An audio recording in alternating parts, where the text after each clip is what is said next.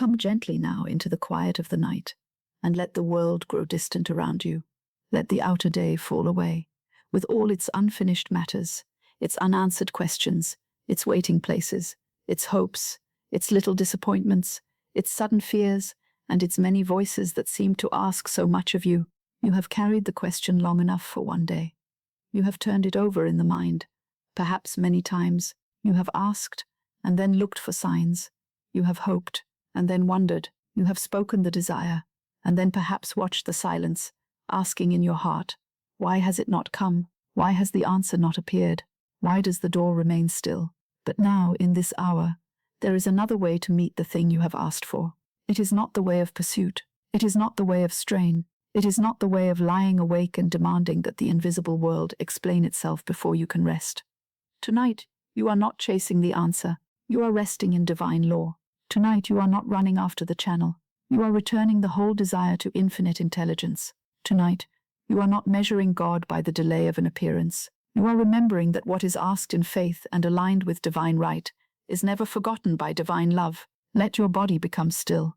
Let the hands soften. Let the face become peaceful. Let the eyes rest, even if they remain open for a little while. Let the breath come and go without effort, as though some gentle tide within you knows how to carry away the last burden of the day. The mind may still try to reach for the question. It may still ask, when? It may still ask, how? It may still ask, through whom? It may still ask, what if it does not come? Do not quarrel with the mind. Do not scold it for being human. Simply bring it back, softly and firmly, to the great remembrance. Infinite intelligence knows the way. You do not need to know the channel before you sleep. You do not need to see the road before the dawn. You do not need to arrange every person, every word, every circumstance, every letter, every meeting, every movement of life. The human mind is not asked to govern the universe. It is asked to speak the right word, to rest in faith, to follow right action when it is shown, and to let divine love select the way. The anxious mind wants a map before it will consent to peace. But faith says, the way is already known in divine mind. I may rest now. Perhaps you have asked for something dear to your heart. Perhaps you have asked for money, for peace, for healing, for companionship, for right work, for a door to open, for a burden to be lifted, for an answer to a problem that has seemed too large for the human mind. Perhaps you have asked for reconciliation, or freedom, or direction, or a sign of what to do next. Perhaps you have asked in silence, with tears no one saw. Perhaps you have asked with hope, and then, after waiting, began to fear that the request had vanished into emptiness. But nothing spoken in faith is lost. Nothing placed under divine law is forgotten. The thing asked in faith is not forgotten by divine love. Let that sentence enter you quietly. The thing asked in faith is not forgotten by divine love. Not because you have repeated it perfectly, not because you have controlled every thought, not because you have earned a hearing by suffering, but because divine love knows its own. Divine intelligence knows every right desire, every true need, every burden ready to be lifted, every door that must open, every false door that must close, every channel that must be selected, every timing that must be fulfilled. You are not speaking into vacancy. You are returning your desire to the law that knows how to fulfill what is yours by divine right. Rest is part of receiving when the word has been spoken.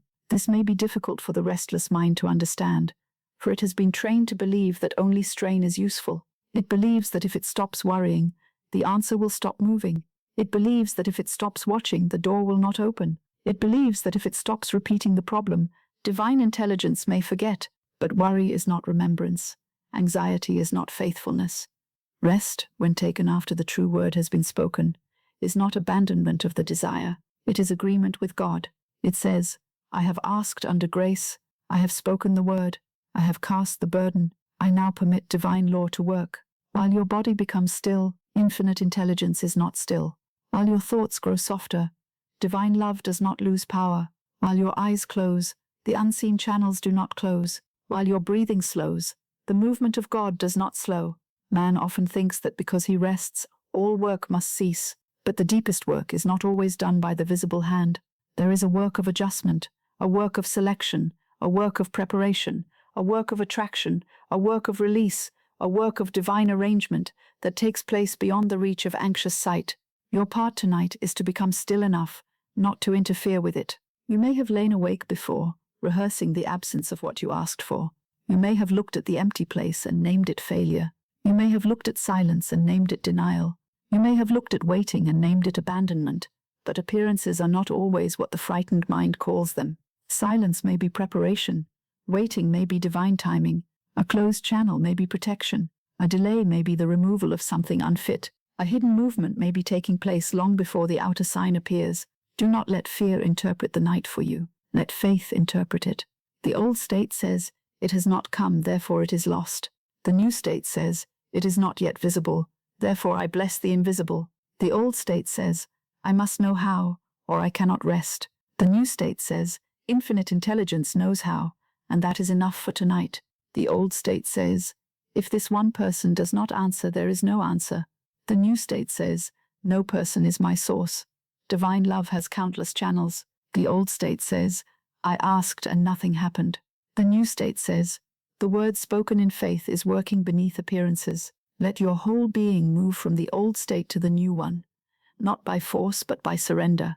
Say inwardly, if you can, "I bless the thing I have asked for. I bless the way it comes. I bless the channel divine love selects. I bless the timing divine order appoints. I bless the answer before I see it." Let the blessing be gentle. A blessing does not strain. A blessing does not seize. A blessing does not chase. It simply places the desire in the light of God and refuses to speak fear over it. If you have asked for money, bless the supply before it appears. If you have asked for love, bless the right relationship, the right heart, the right understanding, the right healing, under grace. If you have asked for direction, bless the right idea before it is clear. If you have asked for a door to open, bless the door that is truly yours, not merely the one the anxious mind has chosen. If you have asked for relief, bless the unseen adjustment already known to infinite intelligence. If you have asked for a sign, bless the wisdom that knows when and how to speak. If you have asked for healing, bless the divine life within you, doing its perfect work. Whatever you have asked, place it under grace. There is a phrase that brings the whole matter into order. If this is mine by divine right, it comes to me under grace in perfect ways. Let it rest within you. If this is mine by divine right, it comes to me under grace in perfect ways. This releases the fever of demand. It removes fear from desire. It does not weaken faith. It purifies it. It says, "I do not want what belongs to another. I do not want what would harm my soul. I do not want a channel that is not selected by divine love. I want what is mine by divine right, and I receive it under grace in perfect ways." The human mind often clings to the form and forgets the essence. It says it must be this person. It must be this place. It must be this sum. It must be this place. It must be this sum. It must be this hour. It must be this exact answer. But divine love may know a higher fulfillment than the one first imagined. Infinite intelligence may know that a certain channel is too narrow, or too late, or not part of the divine design. To ask under grace is to allow the answer to be purified. It is to say, "Bring me the true thing. Bring me the right thing. Bring me the thing that blesses all concerned. Bring me the thing that is mine by divine right. And if my personal desire has named the wrong form, let divine love correct it and bring me something better." This is not resignation. It is higher trust. It is not giving up the answer. It is giving up fear's control of the answer. It is not saying, "I cannot receive." It is saying, "I receive rightly." It is not saying, "I do not care." It is saying, "I care enough to place this under divine law, where it can be fulfilled in the only way that truly satisfies." The soul that asks under grace is not weak. It is wise. It knows that the thing which belongs to the divine design cannot be withheld, and the thing that does not belong must not be forced. So now, as the night deepens, let the desire become less frantic and more luminous. Let it no longer be a burden pressed against the chest. Let it become a seed placed in good soil. A seed does not grow because it is watched fearfully every moment. It grows because it has been planted in the right place and left to the law of life. In the same way, a desire placed under divine law must not be dug up again and again by doubt. Let it be planted. Let it be blessed. Let it be covered with faith. Let it be left in the care of infinite spirit while you rest. The conscious mind is like a busy gatekeeper during the day. It questions, compares, reasons, remembers, argues, doubts, and often fears. But at night, when the body becomes quiet, the gatekeeper grows softer. The deeper mind listens. It receives impressions. It receives words. It receives feelings. It receives the atmosphere in which you fall asleep. This is why the last thoughts before sleep are important. Many carry the very problem into sleep, and then wonder why they awaken still wrapped in it. Tonight, you are not carrying the problem into sleep. You are carrying the word of faith. Let the word be simple. My answer is under divine order. Say it inwardly. My answer is under divine order. My desire is under divine order. My request is under divine order. My waiting is under divine order. My channel is under divine order. My receiving is under divine order. Every part of this matter is placed under divine law, and divine law works perfectly. You may feel the mind wanting to return to one question. But when? Let the question be softened. The hour belongs to divine timing. The answer does not become more certain because you are anxious about the hour. The flower does not bloom faster because the gardener kneels in fear beside it. The tide does not return sooner because one stands at the shore in distress. Divine timing is not moved by panic. It is revealed through order. Say, the right answer comes at the right time through the right channel, under grace. If the mind asks, but how? Let the question be softened. The method belongs to infinite intelligence. The human mind may know only one or two roads. Divine mind knows all roads. The answer may come through a person, an idea, a letter, a meeting, a release, a change, a sudden courage, a quiet knowing, a payment, a gift, a cancellation, a door opening, or a door closing. Do not imprison the answer in one little corridor. Say, I do not need to know the channel before I sleep. Infinite intelligence knows the way. If the mind asks, but what if it does not come? Let the question be softened. Fear is only imagining denial. It is not prophecy. It is not law. Say, what is mine by divine right cannot be withheld. If this is mine, it comes. If it is not mine, divine love brings me something better. This statement is a key. It unlocks the hand that has been clutching the form. It lets the heart rest in the essence of good. It frees the desire from fear and places it where divine selection can bless it. Let the body understand that it is safe to let go. The body may have been holding the question as tension, perhaps in the throat from words unspoken, perhaps in the chest from hope restrained, perhaps in the stomach from uncertainty, perhaps in the brow from trying to think the answer into being. Let each place soften now. You do not need to hold the desire in the muscles. You do not need to carry the petition in the bones. You do not need to prove your sincerity by remaining tense. Rest is part of receiving when the word has been spoken. Say inwardly, I have asked under grace. I now rest under grace. Again, I have asked under grace. I now rest under grace. I have spoken the word. I now let the word work. I have placed the desire in divine law. I now let divine law arrange it. I have blessed the answer. I now stop chasing it. I have released the channel. I now trust infinite intelligence. There is a quiet dignity in no longer chasing. Chasing says, I am separate from my good. Resting in law says, my good knows where I am. Chasing says, I must make the channel obey. Resting in law says, divine love selects the channel. Chasing says, I must keep thinking about it, or it will disappear. Resting in law says, what is mine by divine right cannot be lost through peace. Chasing says, absence is proof. Resting in law says, the invisible is often active before the visible is changed. Let the old habit of pursuing the answer grow faint. Perhaps you have pursued it in thought more than in action. Perhaps you have imagined the conversation again and again. Perhaps you have pictured the letter, the reply, the sum, the door, the person, the moment, until the mind became weary. Perhaps you have tried to force the unseen by constant inner pressure. Tonight, lay down that pressure. Let the desire breathe. Let the answer breathe. Let divine law breathe through the whole matter. You are not commanded to stop desiring. Desire itself, when purified, can be divine direction. But desire must be lifted out of fear. It must be cleansed of grasping. It must be placed under grace. A desire held in panic becomes painful. A desire held in faith becomes a prayer. A desire surrendered to divine love becomes a channel for the divine design. Therefore, do not despise the desire. Bless it. Lift it. Purify it. Say, this desire is now under divine law. If it is mine by divine right, it comes to me. If not, divine love brings the perfect fulfillment. The night is a sacred time to practice this. The outer world is quieter. The demands are less immediate. The mind is nearer the gate of sleep.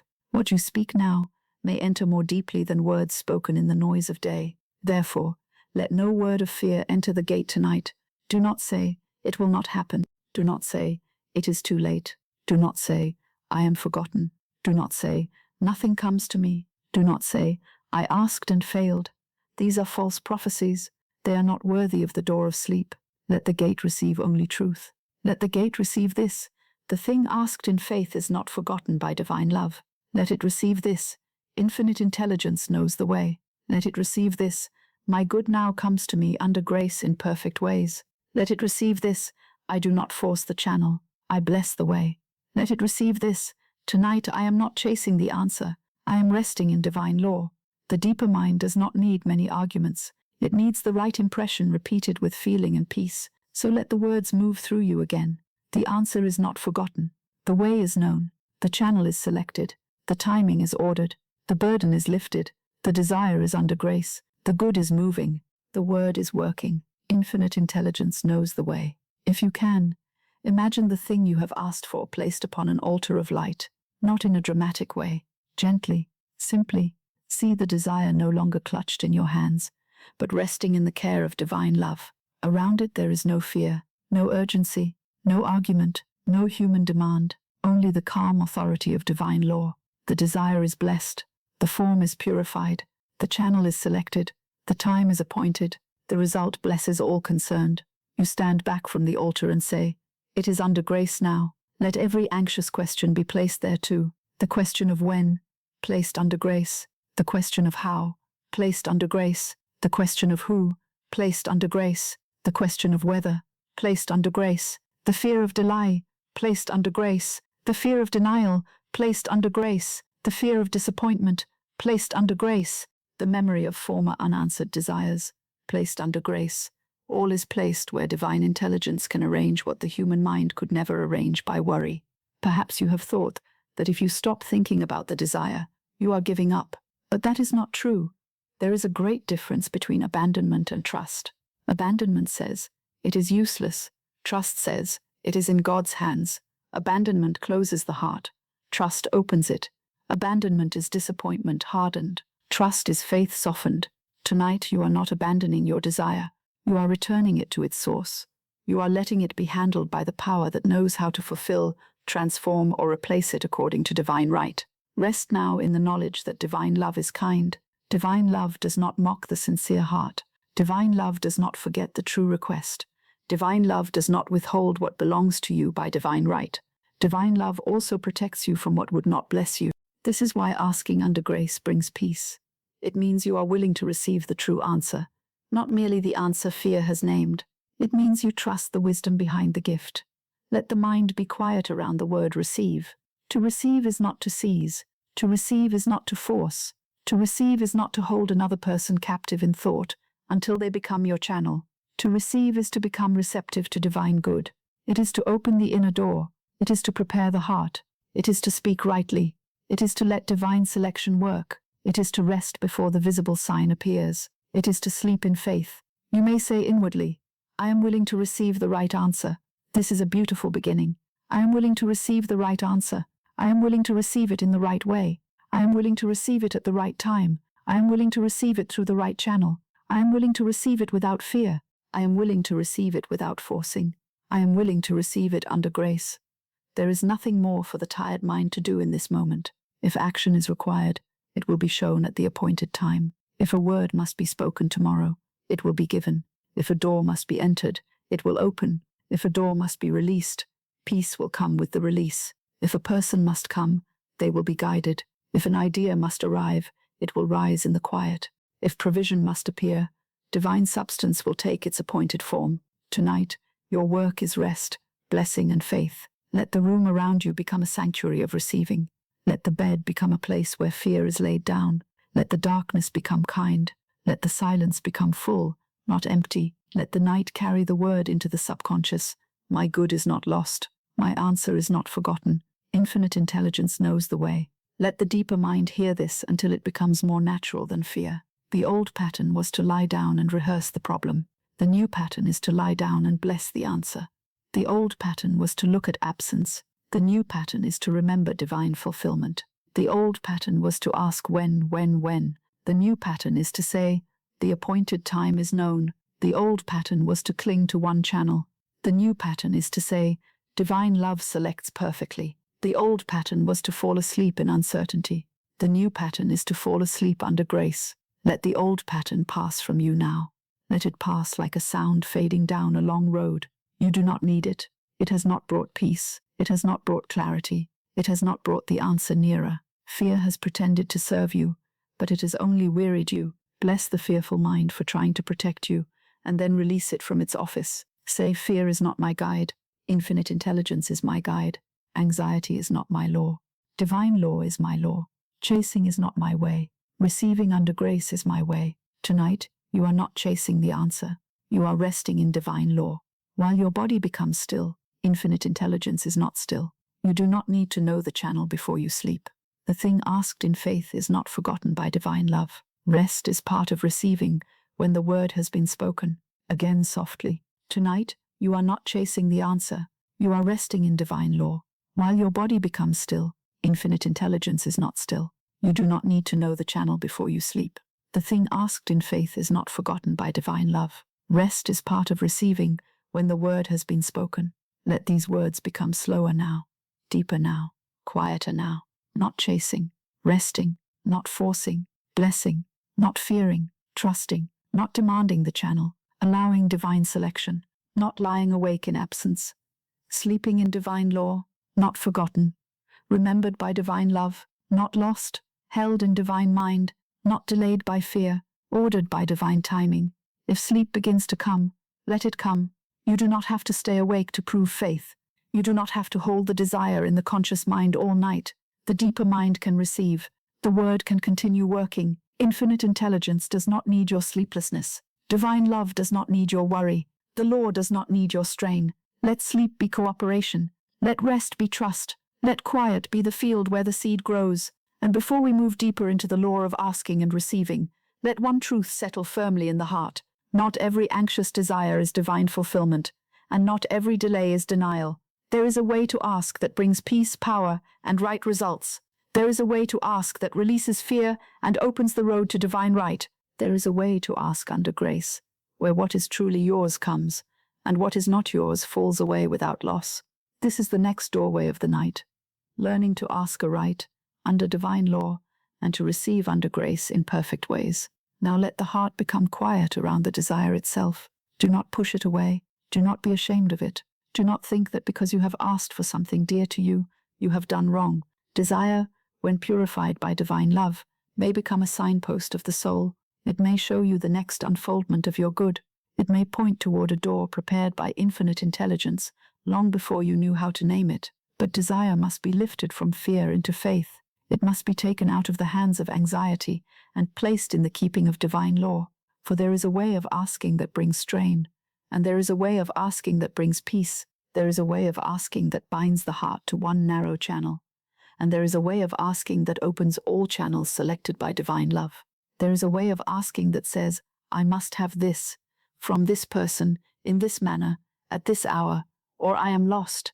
And there is a way of asking that says, if this is mine by divine right, it comes to me in perfect ways. If it is not mine, divine love brings me something better. This is the asking that rests. This is the asking that has authority. This is the asking that does not beg life, but speaks the word under divine law.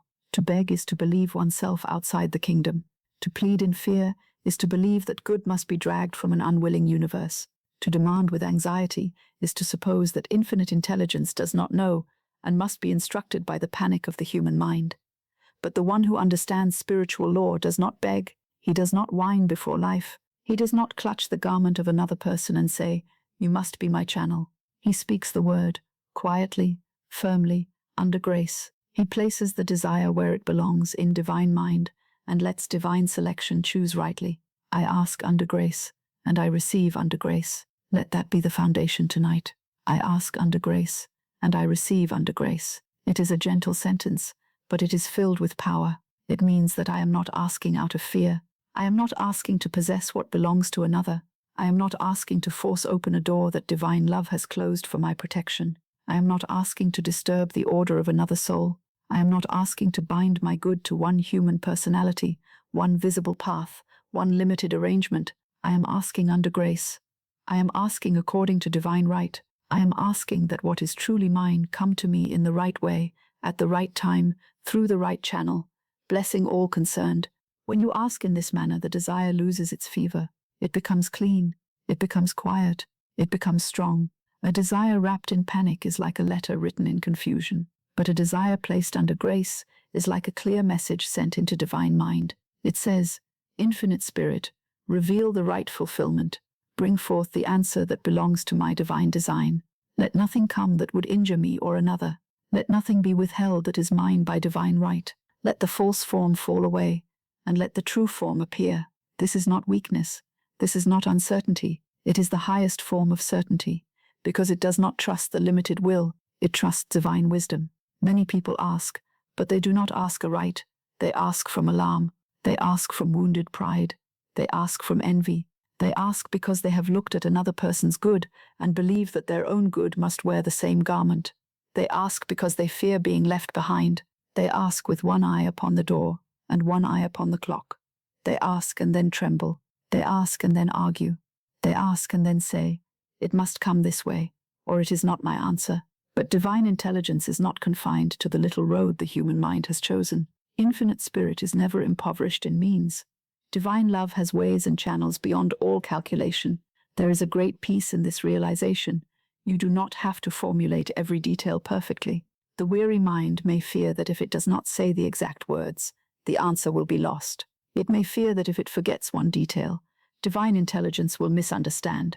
But God is not confused by an imperfect sentence. Infinite intelligence knows the heart behind the word.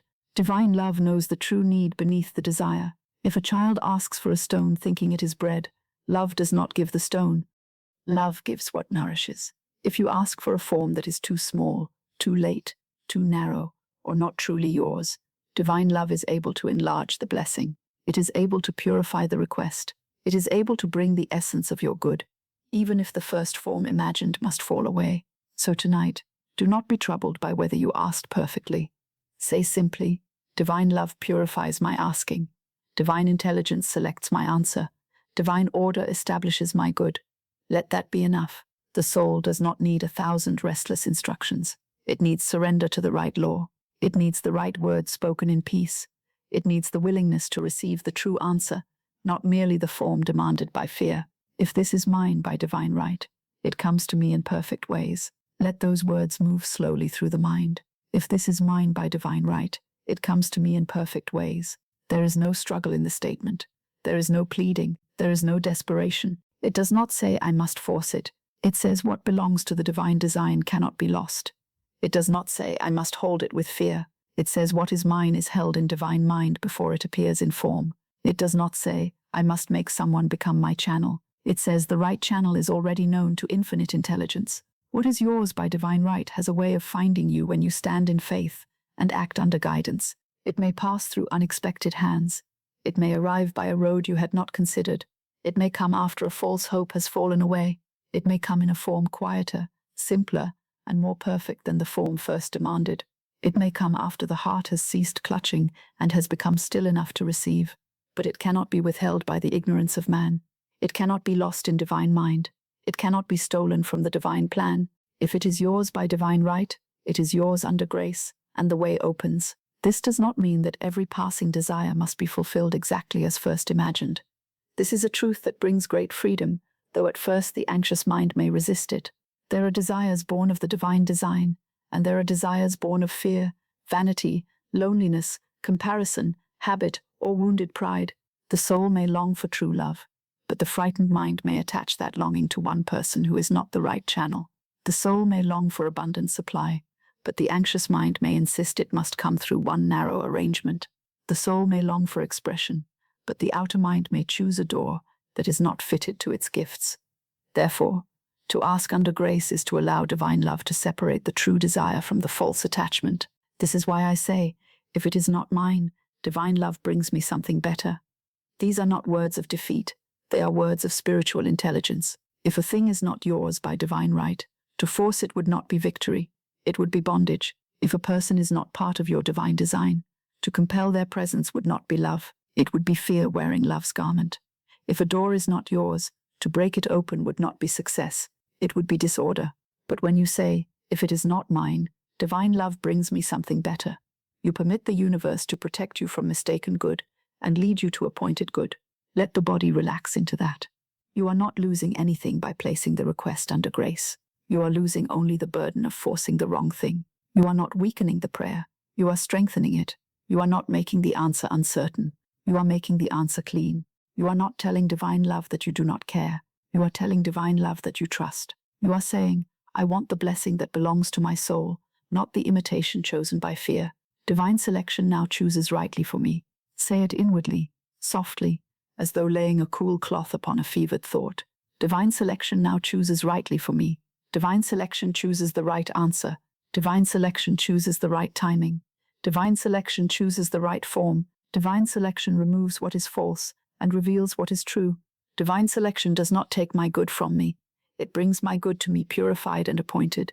There are times when the heart has suffered because it believed a closed door was a denial of good. But a closed door may be one of the mercies of divine love. The human mind, seeing only the outside, cries, why was this withheld? But divine intelligence sees the end from the beginning. It knows what a road contains before the traveler reaches it. It knows the hidden nature of a channel before the channel is entered. It knows whether the thing desired would bless or bind, expand or diminish, fulfill or delay. Therefore, when something falls away after you have asked under grace, do not be quick to name it loss. Bless it and say, divine love has selected rightly. My true good remains. The true good cannot be diminished by the removal of a false form. If what you asked for was not yours, its removal makes room for what is. If the person you watched is not the channel, their silence makes room for the right voice. If the door you knocked upon is not the door, its stillness directs you toward the appointed entrance. If the plan you cherish does not unfold, divine intelligence is not defeated.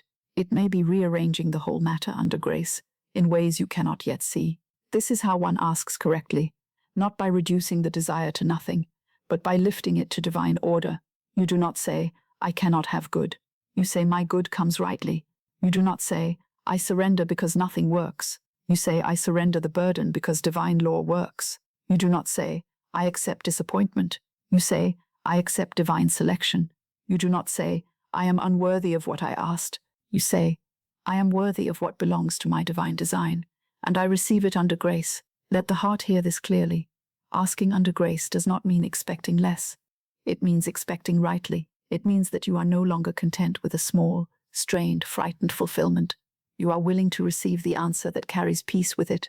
You are willing to receive the answer that blesses all concerned. You are willing to receive the answer that does not have to be held by fear once it arrives. For what comes under grace brings its own order. What comes by divine right does not require constant anxiety to preserve it. What comes from divine love carries the fragrance of peace. If you have been saying it must be exactly this, soften the word. Say instead, let the divine design be fulfilled. If you have been saying it must come through this person, soften the word. Say, let the right channel appear. If you have been saying, it must come by this date, or all is lost, soften the word. Say, divine timing is exact, and my good is not late. If you have been saying, I cannot be happy unless this form appears, soften the word. Say, my happiness is in divine order, and the true fulfillment now comes. This is not the cancellation of desire, it is the correction of fear. The human will is tense, the divine will is quiet and irresistible. The human will says, I must make it happen. The divine will says, let there be order. The human will says, this form and no other. The divine will says, the perfect form. The human will says, this channel or despair. The divine will says, all channels are open to me. The human will says, I am afraid. The divine will says, peace be still. When you ask under grace, you move from the cramped will of fear into the spacious will of divine love. Now let the desire in your heart be brought gently into this spaciousness. Whatever you have asked for, place it there. Do not clutch it. Do not defend it. Do not explain to God why it matters. Infinite intelligence already knows. Place it in the great quiet and say, I ask under grace, and I receive under grace. If it is money, say let divine supply take the right form. If it is love, say let divine love select the right expression. If it is healing, say let divine life do its perfect work. If it is guidance, say let the right idea be revealed. If it is release, say let divine order dissolve what must go and establish what must remain. If it is a door, say let the right door open under grace. If it is an answer, say let the answer come in the way that blesses all concerned. Do not be afraid that this surrender will make the answer vague. It makes the answer divine. A human plan may be vague, but divine intelligence is exact. A fearful demand may be loud, but divine law is precise. A restless prayer may repeat many words, but the right word spoken under grace has power. Say with quiet authority, the right answer is now selected. The right channel is now selected. The right timing is now selected. The right form is now selected. Divine selection now chooses rightly for me. There is relief in no longer trying to be the architect of every circumstance. The mind may rest from its little diagrams. It may stop placing one person here, one event there, one result at a particular hour. It may stop rearranging the outer world in imagination. It may stop rehearsing how the answer must appear. It may stop arguing with life. It may stop bargaining with fear. It may rest because infinite intelligence is the architect. Divine love is the selector. Divine order is the builder. Divine timing is the clock. Divine right is the title deed to your good. When you hold this truth, you no longer need to envy another person's answer. Their path is not your path. Their door is not necessarily your door. Their timing is not your timing. Their form is not the measure of your good. What belongs to you is fashioned according to your divine design. The oak does not ask why it is not a rose. The star does not ask why it is not the moon. Each has its place in divine order, so your good has its own form, its own movement, its own beauty, its own appointed road. Ask for your divine right, not another's garment. If the desire concerns another person, place them under grace as well. Do not bind them with fear. Do not say they must act according to my anxiety. Say divine love governs all concerned. If they are the right channel, divine order brings right understanding, right words, right timing, right action. If they are not the right channel, divine love releases all concerned and brings the true good. This is love without bondage. This is desire without possession. This is faith without fear. To ask under grace is to bless yourself and the other person at the same time. If the desire concerns money or supply, do not bind the supply to one purse, one employer, one debtor, one patron, one visible source. Divine substance is inexhaustible. It may appear through familiar channels or unfamiliar ones. It may appear as opportunity, payment, gift, idea, cancellation, increase, sale, inheritance, invitation, or right work. The channel is not the source. The source is infinite spirit. Therefore ask under grace and say, divine supply now takes the perfect form. What is mine by divine right comes to me richly, wisely, and in perfect order. If the desire concerns healing, do not bind healing to fear of the body. Speak to the divine life within. Say, divine life restores, renews, and reveals perfect order. If the desire concerns direction, do not bind direction to confusion. Say, infinite intelligence gives me the right idea. If the desire concerns a decision, do not bind the decision to dread. Say, the right choice is shown clearly, and I am led by peace. In every matter, there is a right way to ask. The right way asks from the standpoint of divine presence, not human panic. Let your breathing become easier now. Perhaps the heart has been trying to carry two burdens, the desire itself and the fear of asking wrongly. Lay both down. The desire is placed under grace. The fear is placed under grace. The form is placed under grace. The channel is placed under grace. The timing is placed under grace. The outcome is placed under grace. Say all is under grace now. All is under divine order now. All is in the care of infinite intelligence now. There is no need to repeat the request with desperation. Repetition from fear often weakens the heart, but repetition of the right word strengthens the inner conviction. There is a difference between saying please, please, please, as though divine love were unwilling, and saying my good now comes to me under grace in perfect ways, as one who knows the law. There is a difference between pleading and declaring. There is a difference between begging and affirming. There is a difference between trying to persuade God and aligning oneself with God. I do not beg life. I speak the word under divine law. Let that enter deeply. I do not beg life. I speak the word under divine law. I do not beg another soul to be my source. I speak the word and let divine love select the channel. I do not beg circumstances to improve. I speak the word and let divine order be established. I do not beg time to hurry. I speak the word and rest in divine timing. I do not beg the visible world to reassure me. I speak the word and trust the invisible law. The world may seem very real when it presents absence, but spiritual law teaches that the invisible precedes the visible. The word creates the mold. The faith fills the mold. Divine substance takes form according to divine order. If you keep asking from the appearance, you may remain bound to the appearance. But if you ask from truth, the appearance must change according to law, or something better must appear. Therefore, ask not as one who has been abandoned, but as one whose good is already known in divine mind. Let the desire be spoken now in the proper way, not necessarily aloud, but inwardly, with calm authority. Infinite Spirit, if this is mine by divine right, let it come to me under grace in perfect ways. If it is not mine, let divine love bring me something better.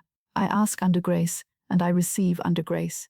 Divine selection now chooses rightly for me. Feel how different this is from desperation. It has dignity, it has peace, it has power. It does not collapse if one channel delays. It does not panic if one door closes. It does not lose faith if the outer sign is not immediate. It rests upon law.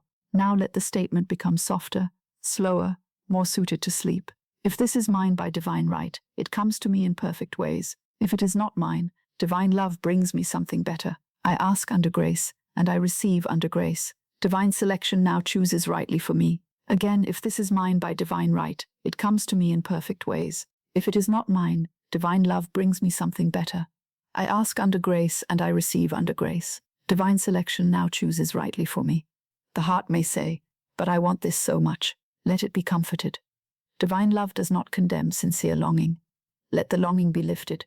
Say, beloved Infinite Spirit, take this desire out of fear and place it in divine order. Remove from it all anxiety, all grasping, all confusion, all false attachment. Leave only the divine desire, the true good, the right fulfillment. This is a beautiful prayer. It does not destroy the desire, it redeems it. It removes the thorns from the rose. It removes the dust from the jewel. It lets the true thing shine. There are many who miss peace because they confuse surrender with loss. But surrender under grace is not loss. It is the exchange of human strain for divine arrangement.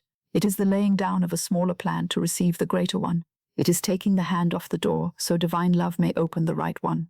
It is ceasing to command the river and learning to trust the source from which all rivers flow. The soul that surrenders fear does not become empty. It becomes available to receive. Be available now, available to receive what is truly yours, available to release what is not, available to be surprised by good, available to be guided, available to be corrected gently, available to be blessed beyond the form first imagined, available to receive under grace. This availability is not passive in the old sense. It is alive, alert, peaceful, and obedient to divine direction. It does not sleep in despair, it sleeps in trust. Let divine order touch every part of the request. Let it touch the beginning, when the desire first appeared. Let it touch the waiting, when the answer seemed hidden. Let it touch the fear, when the mind began to ask whether it had been denied. Let it touch the form, so that only the true form remains. Let it touch the channel, so the right channel opens. Let it touch all people concerned, so no one is harmed, bound, or confused. Let it touch the result, so the fulfillment blesses, heals, prospers, and frees. Say, divine order is now established in this matter. Again, divine order is now established in this matter. Not tomorrow only, not after I understand everything, not after I have arranged the outer world. Now, divine order is now established in this matter. Divine love is now selecting rightly. Infinite intelligence is now working perfectly. Divine timing is now exact. Divine right is now revealed. My good now comes to me under grace in perfect ways. This is the foundation of receiving, not demand, not fear, not bargaining, not pleading. Alignment, right asking, right trust, right release, right expectancy, right word. The one who asks aright no longer tries to take from life. He allows life, under divine law, to give what belongs to him. He no longer says this exact thing must come, even if it disturbs my peace. He says the right thing comes, and with it comes peace. He no longer says I cannot rest until I see it. He says I rest because it is in divine order. Let your body feel the relief of that. The shoulders may soften, the jaw may loosen, the hands may open, the breath may become quiet. You do not have to hold the entire future together tonight. You do not have to guard the answer from loss. You do not have to force anyone to become the instrument of your good. You do not have to persuade divine love to be loving. You do not have to persuade infinite intelligence to be intelligent. You simply ask under grace and receive under grace. If you are half asleep already, let these words follow you gently. I ask under grace, I receive under grace. Divine selection chooses rightly. What is mine by divine right comes to me. What is not mine falls away, and something better takes its place. The right channel opens, the right answer appears, the right time is appointed, the right form is selected. Divine love blesses all concerned. Do not struggle to believe with effort. Let belief become restful. Let faith become a pillow for the mind. Let the request lie down in God. Let the question lie down in God. Let the waiting lie down in God. Let the channel lie down in God. Let the outcome lie down in God. There is no part of this matter outside divine care. There is no part too delicate for divine love. There is no part too complicated for infinite intelligence. There is no part too delayed for divine timing. There is no part too hidden for divine mind. Now, as this foundation settles, one more truth approaches gently. A request placed under grace must be supported by the words that follow it. Many ask correctly for a moment, and then speak against the very thing they have asked for. They ask under grace, and then say, "It will never happen." They place the desire in divine order, and then declare delay, denial, impossibility, or loss. They plant a seed, and then uproot it with speech. Therefore, the next movement of this night is the power of the spoken word. For the thing asked under grace must not be contradicted by the tongue of fear. The word must agree with the good. The speech must agree with divine law. The request must be surrounded by right words, faithful words, peaceful words, words that bless the answer before it is seen. Now that the desire has been placed under grace, and the heart has begun to understand the peace of asking aright, we must come gently to one of the most important laws of demonstration, the law of the spoken word. For many ask with one breath and deny with the next. Many place a desire before infinite spirit in the morning, and before nightfall they have spoken against it a dozen times. They say, "I believe," and then they say, "It is impossible." They say, "I ask under grace," and then they say, "Nothing ever comes to me." They say, "My good is on its way," and then they say, "It is too late." They plant the seed in faith, then dig it up with fear, then wonder why the harvest is delayed. But hear me gently. This is not said to condemn you, it is said to free you. For the moment you understand the power of your word, you are no longer the helpless servant of old speech. You are no longer bound to the phrases you learned in fear, or repeated in sorrow, or borrowed from those who did not understand divine law. You may begin again. You may choose a new word. You may speak from the truth instead of from appearances. You may bless the thing you have asked for instead of covering it with doubt. This very night can become the turning of the tongue, the changing of the inner language, the quiet correction of the creative word. Your word is your wand. I have said this because the spoken word is not idle. Words are not little sounds that pass away into nothing. Words are forms. Words are seeds. Words are messengers sent into the invisible to prepare a dwelling place in the visible. Words make tracks in the mind. Words carve channels in consciousness. Words awaken expectancy. Words command attention. Words either agree with your good or argue against it. When you speak from fear, you do not merely describe your fear, you strengthen the picture of it. When you speak from faith, you do not merely comfort yourself, you open the way for divine law to work through the right channel. This is why I say, do not speak against the thing you have asked for. Do not ask for the door and then declare that no door can open. Do not ask for supply and then declare lack as though it were your master. Do not ask for love and then say you are forgotten. Do not ask for healing and then rehearse disorder as though it were final. Do not ask for guidance and then say there is no way. Do not ask for a sign and then speak as though heaven were silent. The words spoken after the prayer are often the guards at the gate. They either admit the answer or they stand armed against it. If you have asked under grace, then speak under grace. If you have asked in faith, then let the language that follows be faithful.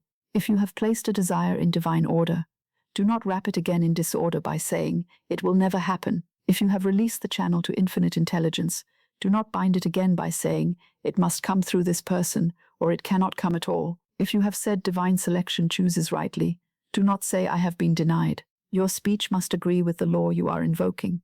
The word must agree with the good. There are those who think they are merely being practical when they speak fear. They call discouragement honesty. They call doubt realism. They call the rehearsal of failure wisdom. But appearances are not the final truth. If you speak only from what the eyes behold, you may remain chained to the very condition you desire to outgrow. The law of the word asks you to speak from truth, not from the temporary appearance. The appearance says, there is no answer. Truth says, infinite intelligence knows the way. The appearance says, it is delayed. Truth says, divine timing is exact. The appearance says, this person has not responded. Truth says, divine love selects the channel. The appearance says, nothing is happening. Truth says, the word is working beneath appearances. There is a dignity in refusing to prophesy absence. Do not call delay by its fearful name. Do not say it is late. Say it is in divine timing. Do not name denial. Say divine selection is choosing rightly. Do not name failure. Say divine order is now established. Do not name impossibility. Say infinite intelligence knows the way. Do not name silence as abandonment. Say the answer is forming in divine mind. Do not name a closed door as defeat. Say divine love opens the right door and closes the wrong one. The tongue trained in truth no longer serves fear. I do not name delay. I name divine timing. Let that be your word tonight. I do not name delay. I name divine timing. The fearful mind sees the passing of days and calls them loss. Faith sees the unseen adjustment and calls it order. The fearful mind says it should have happened by now. Faith says the appointed hour is known to infinite intelligence. The fearful mind says, time is against me. Faith says, divine timing serves my good. The fearful mind counts moments with anxiety. Faith blesses the hour before it is revealed. I do not name denial, I name divine selection. Let that word move deeper. I do not name denial, I name divine selection. If one door is closed, divine love has not abandoned you. If one person is silent, divine love has not forgotten you. If one plan is interrupted, divine intelligence has not failed. The wrong door may close because the right one is prepared. The wrong channel may fall away because the true channel is selected. The form you feared losing may have been too small for the blessing appointed. Therefore, do not speak the word of denial too quickly. Speak the word of divine selection. Say, my good is selected rightly. My answer comes in the way that blesses all concerned. I speak only the word that agrees with my good. This is not a small discipline. It is a sacred discipline. It requires watchfulness, but not strain. It requires correction, but not self-condemnation. When an old phrase rises to the lips, pause. If the phrase says, it will never happen, do not let it pass the gate. Replace it gently. My good now comes to me under grace in perfect ways. If the phrase says, nothing works for me, replace it. Divine law works perfectly in my affairs. If the phrase says, I am always disappointed, replace it. My appointed good cannot miss me. If the phrase says, it is too late, replace it. Divine timing is never late. If the phrase says, I asked and nothing came, replace it. The word is working, and the right answer is on its way. Do not be harsh with yourself as you learn this. Many people have spoken fear for years. They have inherited phrases of lack, phrases of disappointment, phrases of distrust, phrases that were spoken in homes where no one knew the power of the word. They have said, I cannot afford it. They have said, things never turn out right.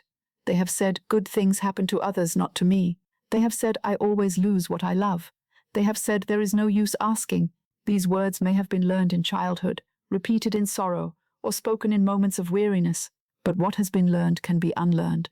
What has been spoken falsely can be corrected by the right words spoken now. The subconscious mind receives repeated words as instructions. It does not argue with the word as the reasoning mind does. It accepts the atmosphere you give it. If night after night you fall asleep saying it will never happen, the deeper mind is impressed with impossibility. If night after night you fall asleep saying, I am forgotten, it is impressed with separation. If night after night you fall asleep saying, there is no way, it is impressed with obstruction. But if night after night you fall asleep saying, infinite intelligence knows the way, the deeper mind begins to accept guidance. If you say, my good comes under grace, it begins to accept expectancy. If you say, divine order is now established, it begins to accept peace. This is why the night is so precious. At night, the conscious mind becomes less insistent. The gate grows quiet. The deeper mind listens more readily. The last words carried into sleep are like seeds placed in the dark earth. You would not place thorns in a garden and expect roses. Do not place fear in the garden of sleep and expect peace. Place the right word there. Place the blessing there. Place divine order there. Place expectancy there. Place the phrase that agrees with the thing you have asked for. If you have asked for a right answer, do not sleep saying, I do not know what to do. Say, infinite intelligence gives me the right idea. If you have asked for supply, do not sleep saying, there is not enough. Say, divine supply is limitless and now takes perfect form. If you have asked for healing, do not sleep saying, nothing changes. Say, divine life restores perfect order in me. If you have asked for love, do not sleep saying, I am alone. Say, divine love fills my life with right companionship and perfect understanding. If you have asked for a door to open, do not sleep saying all doors are closed. Say, the right door is open now, under grace. The word does not need to be loud to be powerful. A quiet word spoken with conviction may open more than 1,000 cries of fear. The soul does not require dramatic speech. It requires true speech. A whisper of faith carries farther in divine law than a shout of panic. Say the right word softly. Let it be simple. Let it be repeated. Let it be felt. Let it be rested in. Let the body hear it. Let the breath carry it. Let the deeper mind receive it. My good now comes to me under grace in perfect ways. Infinite intelligence knows the way. Divine love selects the channel. Divine order is now established. What is mine by divine right cannot be withheld. There may be moments in the day when fear rises quickly, before you can stop it. A letter may not arrive. A person may not speak. A bill may appear. A plan may change. A door may seem closed. In such moments, the old tongue may try to announce disaster. It may try to say, now all is lost. It may try to say, this is proof that it will never come. It may try to say, I knew I would be disappointed. But you are learning to stand at the gate of speech. You are learning to deny entrance to the false prophecy. You are learning to say, this appearance has no power over divine law. My word goes forth and does not return void. My word goes forth and does not return void. Let this become living in you. The right word is not empty. It is sent forth into the invisible. It prepares the way. It calls forth the appointed good. It summons divine order into confusion. It blesses where fear would curse. It opens where despair would close. It establishes the pattern into which divine substance may flow. If you have spoken the word under grace, do not call it powerless because the eyes have not yet seen its fruit. The seed does not become false because it is underground. The word is working.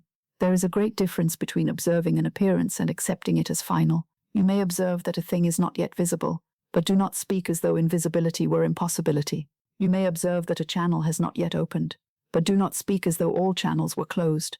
You may observe that a person has not answered, but do not speak as though divine love had no other way. You may observe that the body, the purse, the work, the relationship, or the circumstance still requires adjustment, but do not speak as though divine order were absent. Speak the truth over the appearance until the appearance yields to truth. This does not mean pretending foolishly. It means refusing to enthrone the problem. You do not deny divine law by acknowledging that a condition requires help. You deny divine law when you declare the condition permanent, powerful, and beyond God. There is no virtue in repeating lack. There is no wisdom in rehearsing disappointment. There is no holiness in calling yourself forgotten. These words do not solve the problem. They fasten the mind to it. The right word loosens the knot. The right word turns the face toward the source. The right word says, this too is under divine order. Perhaps you have said, I asked and nothing came. Let that phrase be corrected now. Say, I asked under grace, and the answer is moving in divine order. Perhaps you have said, it is impossible. Say, with infinite intelligence, the right way is possible now. Perhaps you have said, it is too late. Say, divine timing is exact, and my good is not late. Perhaps you have said, no one helps me. Say, divine love sends the right help at the right time. Perhaps you have said, I never receive what I ask for. Say, I receive what is mine by divine right under grace in perfect ways. Let there be no blame in this correction. Blame would only create another burden. We are not here to punish the tongue for what it spoke in fear. We are here to train it in power. We are not here to condemn the mind for believing appearances. We are here to lead it back to truth. We are not here to mourn every old word. We are here to speak the new word until the old word has no dwelling place. Begin where you are. Begin tonight. Begin with one phrase. Begin with one refusal to speak against your good. Begin with one blessing. Do not speak against the thing you have asked for. If you cannot yet speak with great faith, at least do not speak with great fear. If you cannot yet declare joyfully, at least remain quiet rather than cursing the seed. Silence may be better than a frightened word, but the best silence is one filled inwardly with faith. Let the mouth be quiet, and let the heart say, infinite intelligence knows the way. Let the tongue rest, and let the inner word say, my good is under grace. Let the mind cease its arguments, and let the soul repeat, divine order is now established. There are words that scatter, and words that gather. There are words that close, and words that open. There are words that frighten the body, and words that soothe it. There are words that awaken old patterns, and words that establish new ones. Choose the words that gather your good. Choose the words that open the way. Choose the words that calm the body. Choose the words that agree with the answer. If you have asked for peace, speak peace. If you have asked for supply, speak supply. If you have asked for love, speak love. If you have asked for direction, speak guidance. If you have asked for release, speak freedom. Let your word and your request walk in the same direction. Sometimes people speak against their good through jest. They laugh and say, nothing good ever happens to me. They smile and say, I shall probably fail. They make a little comedy of disappointment, thinking it harmless. But the Lord does not ask whether the fearful word was spoken with laughter or tears. The word still makes its impression. Do not make a jest of your limitations. Do not joke about being forgotten, poor, unlucky, unloved, confused, delayed, denied, or defeated. Speak of yourself as one under divine law. Speak of your affairs as under divine order. Speak of your future as held in divine love. If others around you speak fear over your desire, do not accept their word. They may say, "That cannot happen." They may say, "Do not expect too much." They may say, "You are foolish to believe." They may say, "It is too late." They may say, "There is no way." Bless them quietly, but do not take their prophecy as your law. Another person's fear is not your divine decree. Another person's limitation is not your boundary. Another person's disbelief does not cancel your word unless you accept it. Inwardly say, "I do not receive this word. I stand under divine law. My good now comes to me under grace in perfect ways." Guard your hearing as well as your speech. Do not let the words of fear build a nest in the mind. You may hear them, but you need not house them. You may be told of delay, but you need not name it delay. You may be shown an obstacle, but you need not name it final. You may be given an opinion, but you need not make it your truth. Let every word that does not agree with your good pass by without root. Say inwardly, "That is not my word. My word is divine order. My word is divine selection. My word is right fulfillment. My word is under grace." The spoken word has authority when it is joined with feeling. Therefore, do not merely repeat words as dry shells. Let them carry a quiet conviction. Even if the conviction begins small, the smallest candle changes the darkness around it. The smallest true word changes the atmosphere of the mind. If all you can say with sincerity is, "Infinite intelligence knows the way," say that. Say it gently. Say it often. Let it become a path through the forest of doubt. Infinite intelligence knows the way. Infinite intelligence knows the way. You do not need to see the whole path tonight. It is enough that the way is known. And if fear says, "But I cannot feel faith," do not argue. Speak the word anyway, softly, faithfully, without strain. Feeling often follows the word. Peace often follows the right declaration. The first few times you say, "My good now comes to me," the old mind may object. It may present evidence against the word. Let it object and continue gently. The old mind has had many years of practice in fear. Give the new word time to make its pathway. Repeat it not as a beggar, but as one training the soul to remember its law. There is a wonderful moment when the right word begins to feel more natural than the old fear. At first you may have to correct yourself many times. Then, little by little, the new word rises before the old one has finished. You begin to say, "It will never," and then you stop. "No, my good comes under grace." You begin to say, "There is no way," and then you stop. "No, infinite intelligence knows the way." You begin to say, "It is too late," and then you stop. "No, divine timing is exact." This is spiritual mastery in daily life. It is quiet, but powerful. The one who governs speech governs much of destiny, not by personal force, not by harsh control, but by alignment with law. When the words become right, the mind becomes clearer. When the mind becomes clearer, the heart becomes expectant. When the heart becomes expectant, the actions become guided. When the actions become guided, the channels open more easily. The word is not separate from the demonstration. It is part of the path by which the demonstration comes. So speak as though divine love were listening, because it is. Speak as though the deeper mind were receiving, because it is. Speak as though your words were building forms, because they are. Speak as though your desire were alive in divine mind, because it is. Speak as though your good were on its way, because what is yours by divine right cannot be withheld. Let the tongue become a servant of faith, not an instrument of fear. Tonight, before sleep takes you more deeply, let us gather the old phrases and replace them with the new. The old word says, "It will never happen." The new word says, "My good now comes to me under grace in perfect ways." The old word says, "It is too late." The new word says, "Divine timing is exact." The old word says, "Nothing works for me." The new word says, "Divine law works perfectly in all my affairs." The old word says, "I asked and nothing came." The new word says, "The answer is moving in divine order." The old word says, "I am forgotten." The new word says, "I am remembered by divine love." The old word says, "There is no way." The new word says, "Infinite intelligence knows the way." Let these replacements be made without violence. We do not fight the old word. We withdraw life from it. We do not wrestle with fear. We refuse to feed it. We do not curse the old habit. We bless the new path. The new word, repeated calmly, becomes stronger. The old word, no longer spoken with belief, becomes weaker. This is the way of transformation, not by hating what was, but by choosing what is true. Let the desire you have asked for be surrounded now by blessing. Imagine no argument around it, no sarcasm, no despair, no muttered phrase of failure, no secret sentence of unworthiness, no whispered fear that it cannot come. Around the desire there is now only the right word. The desire is surrounded by divine order. It is surrounded by divine love. It is surrounded by divine love. It is surrounded by infinite intelligence. It is surrounded by grace. It is surrounded by the word that agrees with good. Say inwardly, I bless what I have asked for. I bless its right fulfillment.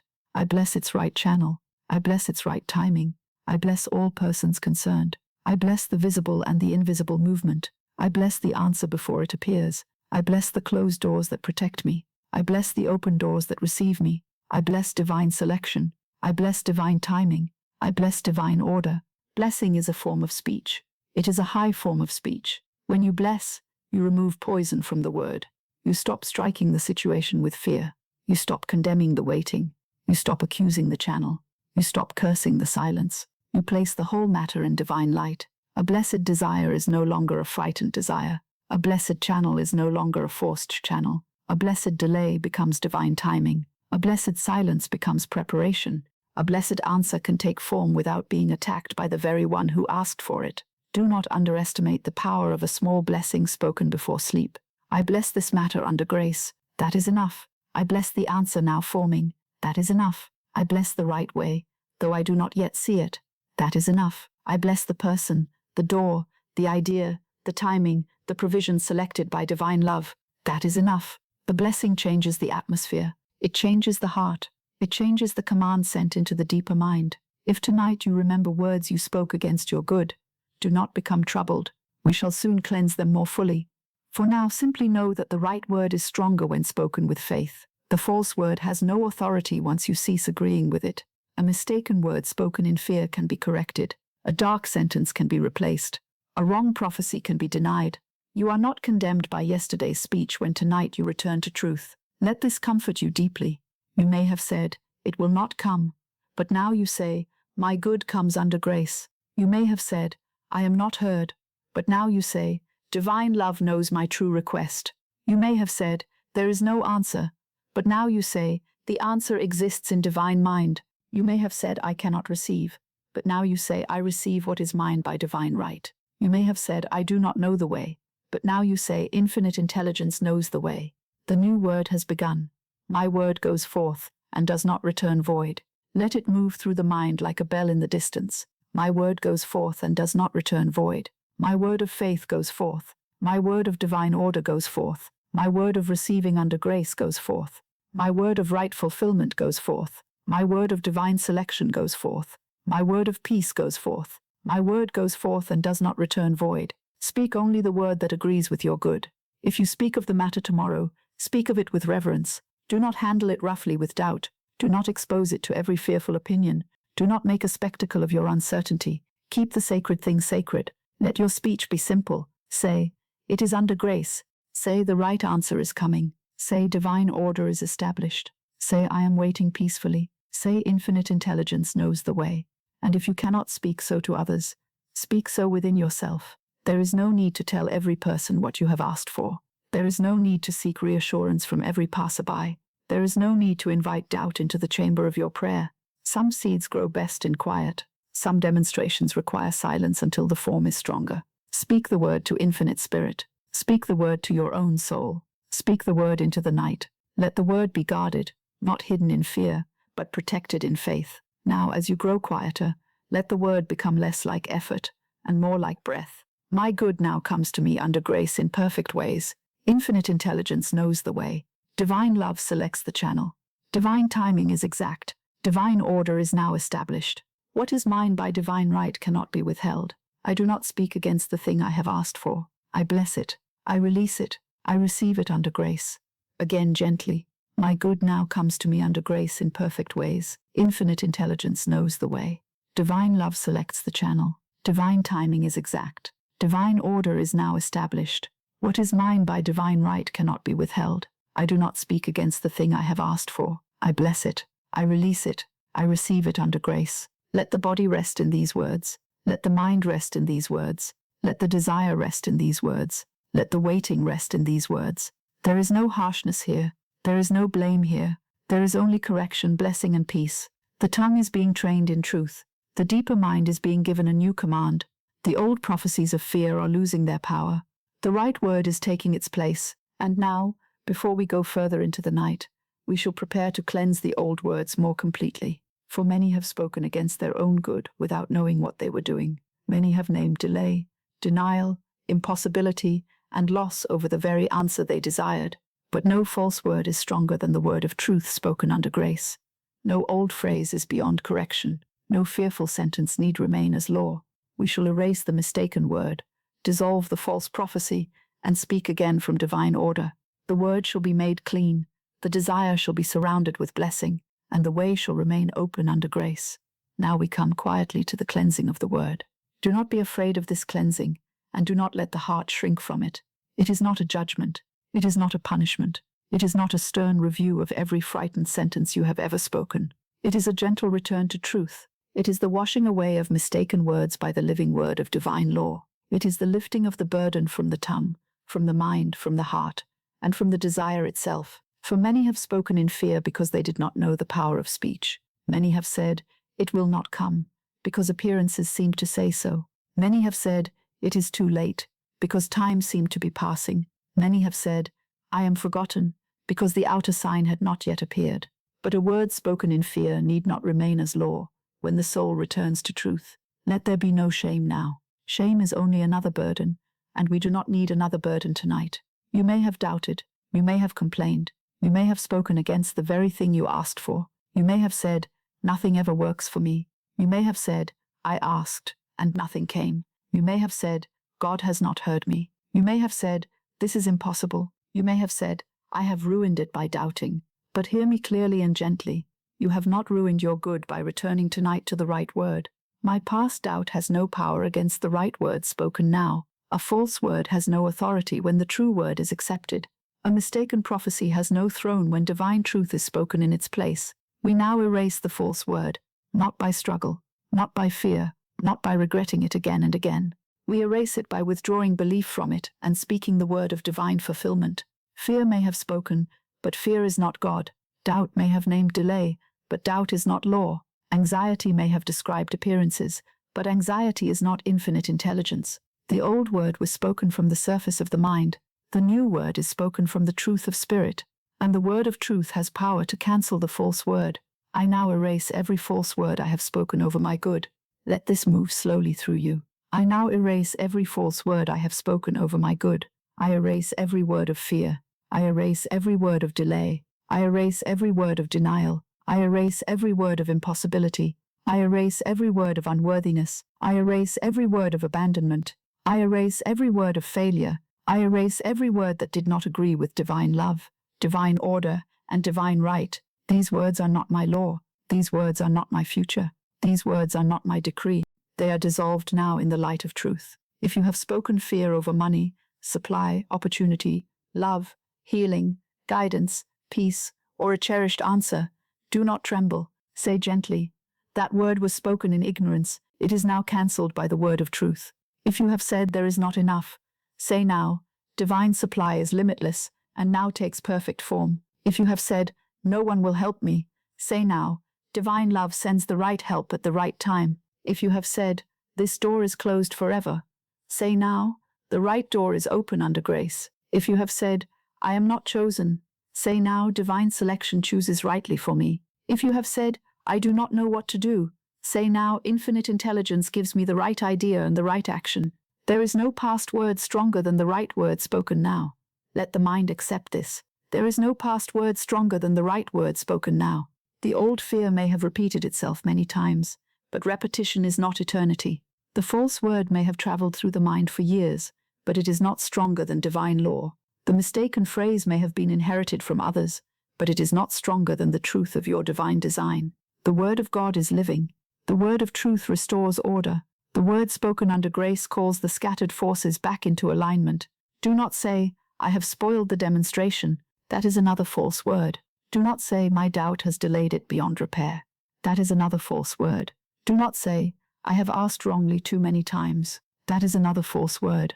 Say instead, the right word spoken now opens the way. Say, divine law responds to my return to truth. Say, every mistaken word is dissolved, and the word of fulfillment now takes its place. Say, the path is made clean under grace. This is the new decree. The law is exact, but it is not cruel. It responds to consciousness. It responds to the word. It responds to the return to truth. When the word is corrected, the direction is corrected. When the mind turns from fear to faith, the inner atmosphere changes. When the burden is cast, the heart is freed. When the false prophecy is denied, the true word begins to work. Therefore, do not sit in sorrow over yesterday's speech. Today or tonight, speak again. Speak rightly. Speak under grace. Speak as one who is not condemned by fear, but restored by truth. I cast the burden of wrong speech upon the Christ within, and I go free. Let this be said with great gentleness. I cast the burden of wrong speech upon the Christ within, and I go free. I cast the burden of every fearful sentence upon the Christ within, and I go free. I cast the burden of every anxious declaration upon the Christ within, and I go free. I cast the burden of every word spoken against my good upon the Christ within, and I go free. I cast the burden of every old prophecy of delay, denial, and impossibility upon the Christ within, and I go free. The Christ within is the burden bearer. The human mind was never meant to carry all its fears into the night and nurse them like children. The human tongue was never meant to wander in darkness repeating words of defeat. The Christ within receives the burden and lifts it into divine order. The Christ within dissolves the wrong word in the light of truth. The Christ within restores the soul to right speech, right faith, right expectancy, and right receiving. Therefore, say again softly, I cast the burden of wrong speech upon the Christ within, and I go free. You may feel a little ache in the heart as you remember how often you spoke against yourself. Let that ache soften. Do not make a dwelling place for regret. Regret can become another false altar if you keep bowing before it. Bless the former self who did not yet understand. Bless the frightened one who spoke from pain. Bless the weary one who thought despair was truth. Bless the little child in consciousness who repeated the words of others. Bless it all and then release it. You are not here to remain in the language of yesterday. You are here to let the word become clean. We now erase the false word. We erase the word never. We erase the word impossible. We erase the word too late. We erase the word nothing. We erase the word forgotten. We erase the word denied. We erase the word unworthy. We erase the word lost. We erase the word closed, when divine love has appointed an open door. We erase the word delayed, when divine timing is exact. We erase the word failure, when divine order is at work beneath appearances. We erase the word alone, when divine love surrounds and guides. Every prophecy of delay is dissolved. Let this be quiet but firm. Every prophecy of delay is dissolved. Every time I said it is too late is dissolved. Every time I said it should have come by now is dissolved. Every time I said the hour has passed is dissolved. Every time I measured divine law by the clock of fear, that word is dissolved. Divine timing now takes its place. The appointed hour is known to infinite intelligence. My good is not late. My answer is not late. My divine appointment is not late. What is mine by divine right comes at the right time, under grace, in perfect ways. Every prophecy of denial is dissolved. Every time I said it will not come is dissolved. Every time I said I am not heard is dissolved. Every time I said God has forgotten me is dissolved. Every time I said this cannot be mine is dissolved. Every time I mistook a quiet interval for refusal, that word is dissolved. Divine selection now takes its place. Divine love knows what is mine. Divine love knows what is not mine. Divine love brings the right answer and removes the false one. I do not name denial. I name divine selection. Every prophecy of impossibility is dissolved. Every time I said, there is no way is dissolved. Every time I said, this cannot be done is dissolved. Every time I said, no door can open is dissolved. Every time I said, no one can help is dissolved. Every time I said, the problem is too great is dissolved. Infinite intelligence now takes its place. Infinite intelligence knows the way. Infinite intelligence knows the channel. Infinite intelligence knows the person, the idea, the opportunity, the adjustment, the release, the provision, the word and the action. There is a way under grace. Every prophecy of unworthiness is dissolved. Every time I said, I do not deserve this good, is dissolved. Every time I said, good comes to others, not to me, is dissolved. Every time I said, I am not chosen, is dissolved. Every time I said, I am outside the blessing, is dissolved. Divine right now takes its place. I am worthy of what belongs to my divine design. I receive what is mine by divine right. I do not take another's good. I do not force what is not mine. I receive the appointed good that divine love has selected for me. Every word of fear is replaced by divine fulfillment. Let this sentence be like a warm light in the mind. Every word of fear is replaced by divine fulfillment. Fear said, nothing is coming. Divine fulfillment says, my good now comes to me under grace in perfect ways. Fear said, there is no answer. Divine fulfillment says, the answer exists in divine mind. Fear said, I have ruined it. Divine fulfillment says, the right word spoken now opens the way. Fear said, I am alone. Divine fulfillment says, divine love goes before me and makes easy, successful, and peaceful my way. It may be that some of the words you must erase were never spoken aloud. Perhaps they were whispered inwardly in the chamber of the mind. Perhaps they were not sentences, but feelings repeated so often that they became like silent words. It will not happen. I am not safe. I cannot receive. It is gone. I have failed. These inner statements are also words in consciousness. Bring them now into the light. Do not fear them. We are not here to hide them. We are here to dissolve them. Say every silent word of fear is now erased. Every hidden prophecy of failure is now dissolved. Every inward sentence against my good is replaced by the word of divine fulfillment. There may also be words spoken by others that you accepted as law. A parent may have said, people like us never have such good. A friend may have said, do not expect too much. A critic may have said, you are not capable. A disappointed person may have said, life never answers. A fearful world may have said, there is not enough. But another person's word is not your decree unless you accept it. Tonight, withdraw acceptance. Say, I do not receive any word that does not agree with my divine good. I cancel every word spoken over me that was not from divine love. I stand under divine law, not under human fear. Let the whole past of wrong speech be placed now before the Christ within. See it not as a list you must study, but as a shadow dissolving in light. The Christ within does not need you to remember every sentence. Infinite intelligence knows the root of every false belief. Divine love can cleanse the known and the unknown. Say, every word known and unknown, spoken and unspoken, remembered and forgotten, that has opposed my divine good, is now dissolved by the light of truth. Let that be enough. You do not have to search the whole past to be free. The right word spoken now reaches deeper than memory. I cast the burden of wrong speech upon the Christ within, and I go free. I cast the burden of careless words upon the Christ within, and I go free.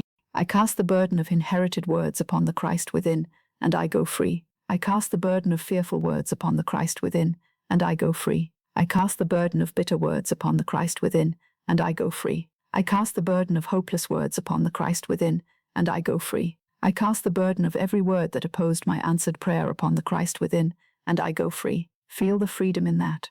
Not dramatic freedom, perhaps, but a quiet loosening, a little more space in the chest, a little more softness in the throat, a little more rest in the mind. The tongue need not defend the old fear. The heart need not be ashamed. The desire need not remain covered with the dust of wrong speech. It can be blessed again. It can be lifted again. It can be placed again under grace. Now let us speak the replacement word. The false word is erased, and the true word is established. Where I spoke delay, I now speak divine timing. Where I spoke denial, I now speak divine selection. Where I spoke impossibility, I now speak infinite intelligence. Where I spoke lack, I now speak divine supply. Where I spoke loneliness, I now speak divine love. Where I spoke confusion, I now speak divine guidance. Where I spoke failure, I now speak divine order. Where I spoke fear, I now speak divine fulfillment. My past doubt has no power against the right word spoken now. Repeat it inwardly, slowly. My past doubt has no power against the right word spoken now. The doubt I spoke yesterday has no power against the truth I speak tonight. The fear I repeated in weariness has no power against the divine word I now accept. The old prophecy has no power against the new decree. The shadow has no power against the light. The mistaken word has no power against the word spoken under grace. If the mind says, but I doubted so much, answer gently, the right word spoken now opens the way. If the mind says, but I feared for many years, answer gently, divine truth is eternal and fear is temporary. If the mind says, but I spoke against it again and again, answer gently, I now speak the word of fulfillment again and again. If the mind says, But perhaps the law has recorded my wrong word. Answer gently. Divine law responds to my return to truth. This is the way to quiet the accuser within. There is no value in accusing yourself. Accusation belongs to fear. Correction belongs to wisdom. We correct the word, and then we go forward. We do not sit beside the ashes of old speech. We rise and speak anew. We do not spend the night punishing ourselves for sentences spoken in pain. We spend the night placing the desire in divine order. We do not make a religion of regret. We make a practice of right speech. So now say, I forgive myself for every fearful word. Let that be spoken kindly. I forgive myself for every fearful word. I forgive myself for every doubtful word. I forgive myself for every word of impatience. I forgive myself for every word of despair.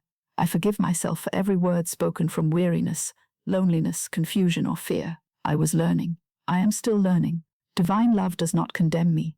Divine love restores me to truth. And if there are others whose words wounded your faith, forgive them too, as much as you are able tonight. Forgiveness does not mean accepting their false word. It means releasing your bond to it. Say, I forgive every person who spoke fear over my good. I release their word from my mind. I do not carry it into sleep. I bless them and let them go. Their word is not my law. Divine law is my law. This frees the inner ear. It clears the chamber of the mind. It makes room for the word of fulfillment. Now the petition itself may be cleansed. Perhaps it has been surrounded by fear for a long time. Perhaps every time you thought of it, anxiety rose. Perhaps the very desire became painful because it seemed attached to waiting. We now remove fear from the desire. We remove desperation from the desire. We remove shame from the desire. We remove human strain from the desire. We remove the demand that it must come through the wrong channel. We remove the belief that it is lost. We remove the word that it is too late. We place the desire under grace again, clean and quiet. Say, this desire is cleansed of fear and placed under divine law.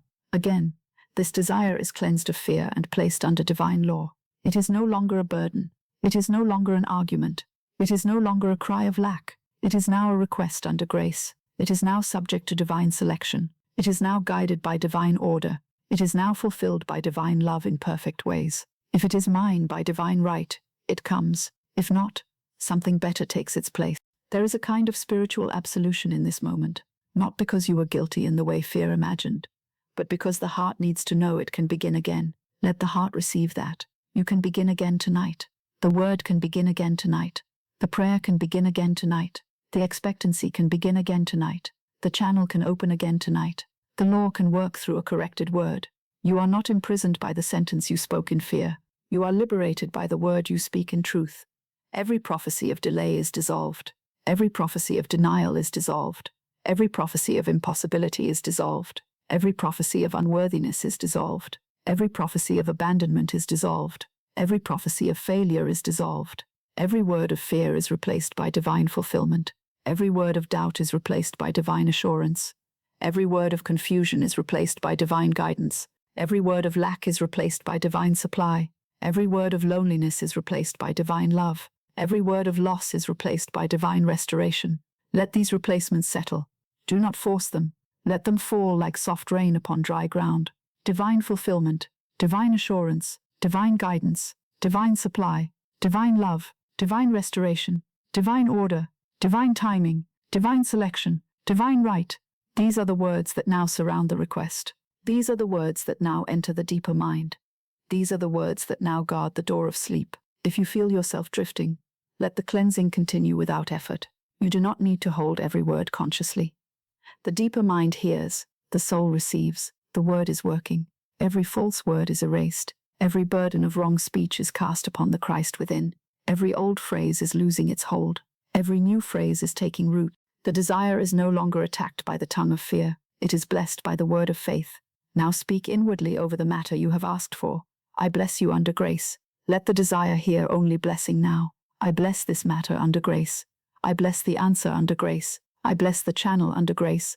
I bless the timing under grace. I bless all persons concerned under grace. I bless the unseen movement under grace.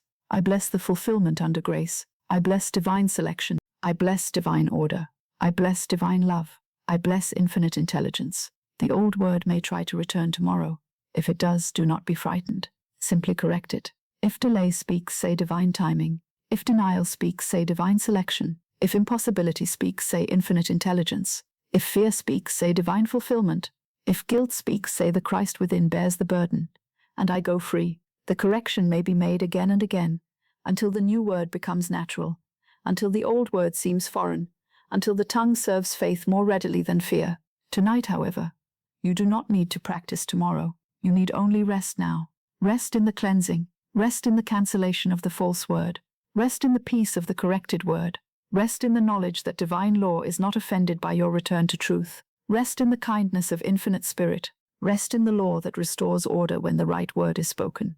Say once more, slowly, I now erase every false word I have spoken over my good.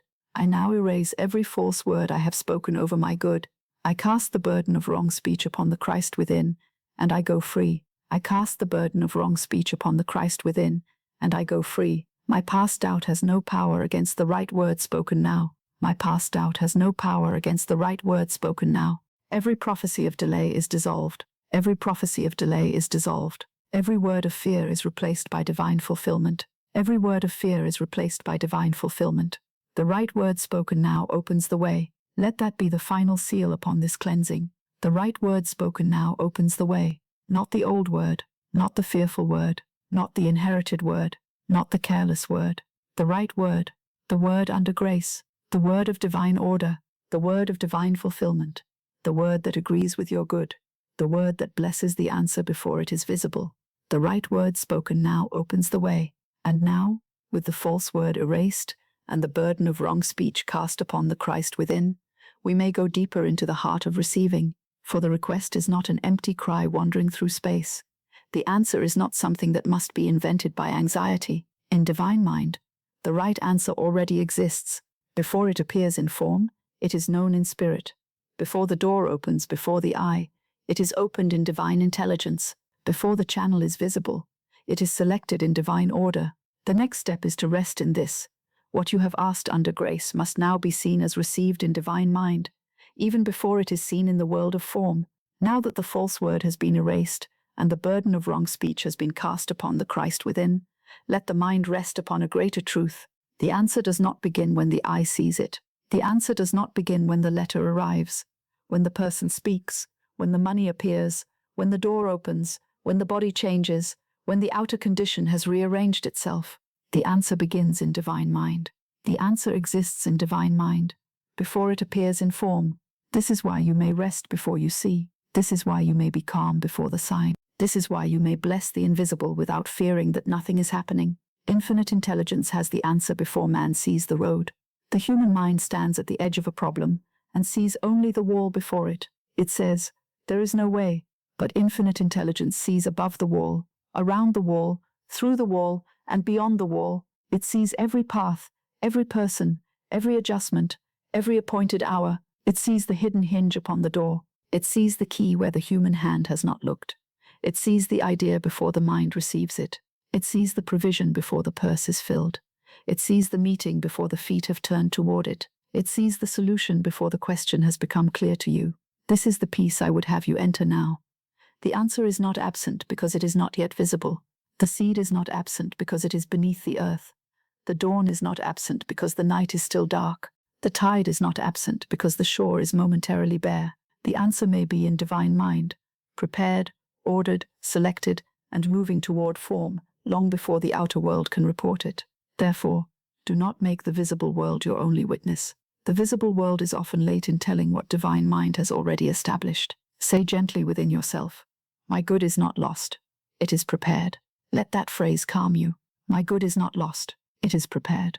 It is not wandering without a home. It is not forgotten in the distance. It is not dependent upon the anxious imagination. My good is prepared in divine mind. The right answer is prepared. The right channel is prepared. The right timing is prepared. The right form is prepared.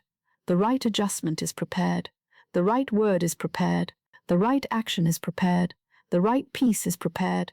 The good that is mine by divine right is not lost. It is held in divine order. Many suffer because they ask as though there were nothing. They ask from the empty place. They ask from the appearance of lack. They ask as though God must be awakened to a need he did not know. But the true way is to ask from recognition. Recognize that infinite intelligence already knows the solution. Recognize that divine love already knows the fulfillment.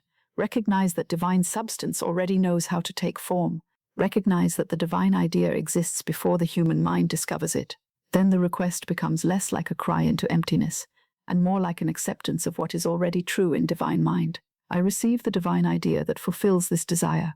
Let this sentence enter the deeper mind. I receive the divine idea that fulfills this desire, not merely my own restless plan, not merely the small arrangement fear has selected, not merely the outer form I have clung to because I knew no other. I receive the divine idea. I receive the idea that contains the answer.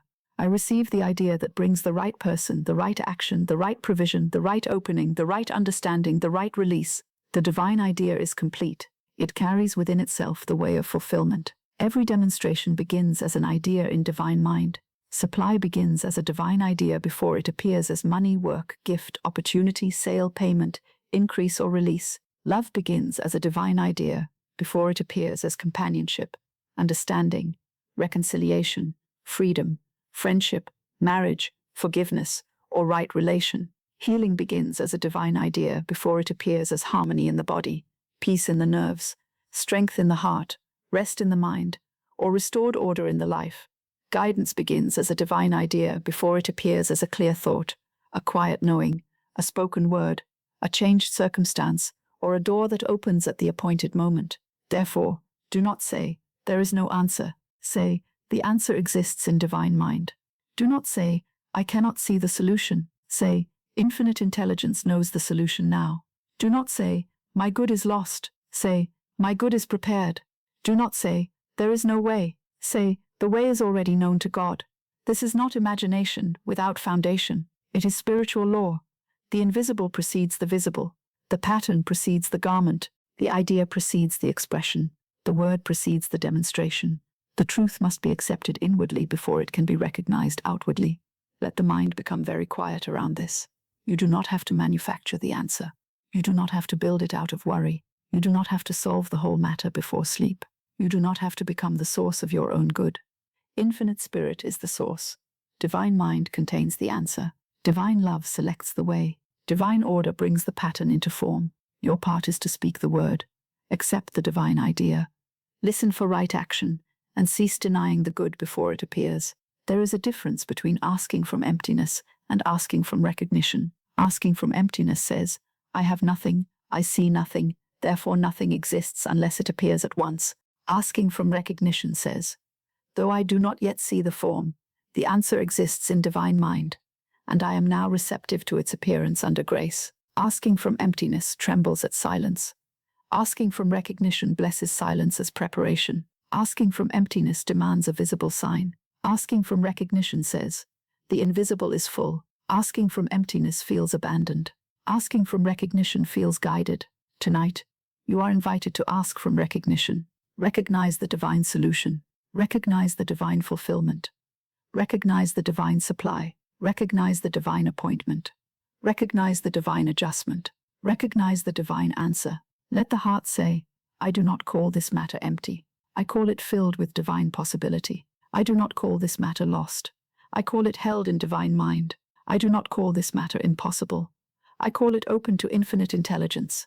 If the request concerns money, know that the answer may already exist in divine mind as an idea, an opportunity, an arrangement, a sale, a payment, a gift, a cancellation, a position, a patron, a discovery, or a sudden opening.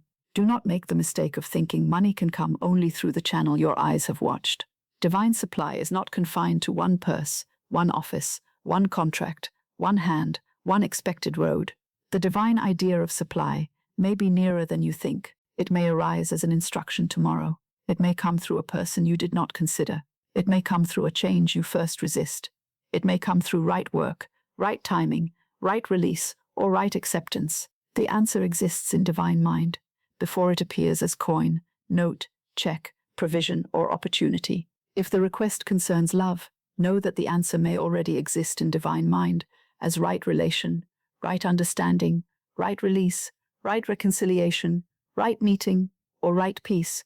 Do not imprison love in one anxious form. Divine love knows whether a certain person is the channel, or whether the true good lies beyond that person. Divine love knows how to heal misunderstanding, where healing is right.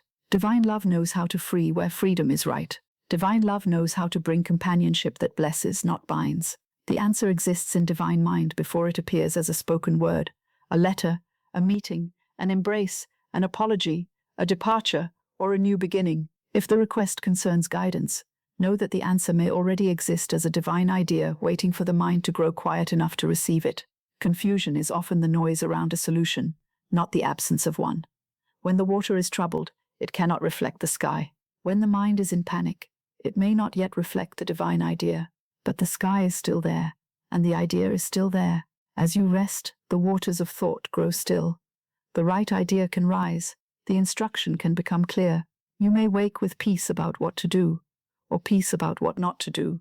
Both may be guidance. If the request concerns healing, know that divine life is not waiting to be invented. It is present. It is the eternal activity of God within you. The answer may already exist as restored order, right treatment, right rest, right release of fear, right forgiveness, right strength, right vitality, right harmony. The outer form may need time to respond, but divine life is not absent. Speak to the life within.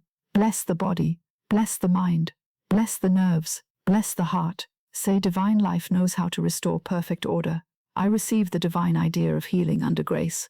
If the request concerns freedom from a burden, know that the answer may already exist as release, adjustment, settlement, forgiveness, courage, right separation, right union, right understanding, or right order. Burdens often appear solid because the mind has carried them so long. But in divine mind, the release is known. The knot that seems impossible to untie has a right end. Infinite intelligence knows where to touch it. Divine love knows what must remain and what must go. Divine order knows how to restore harmony.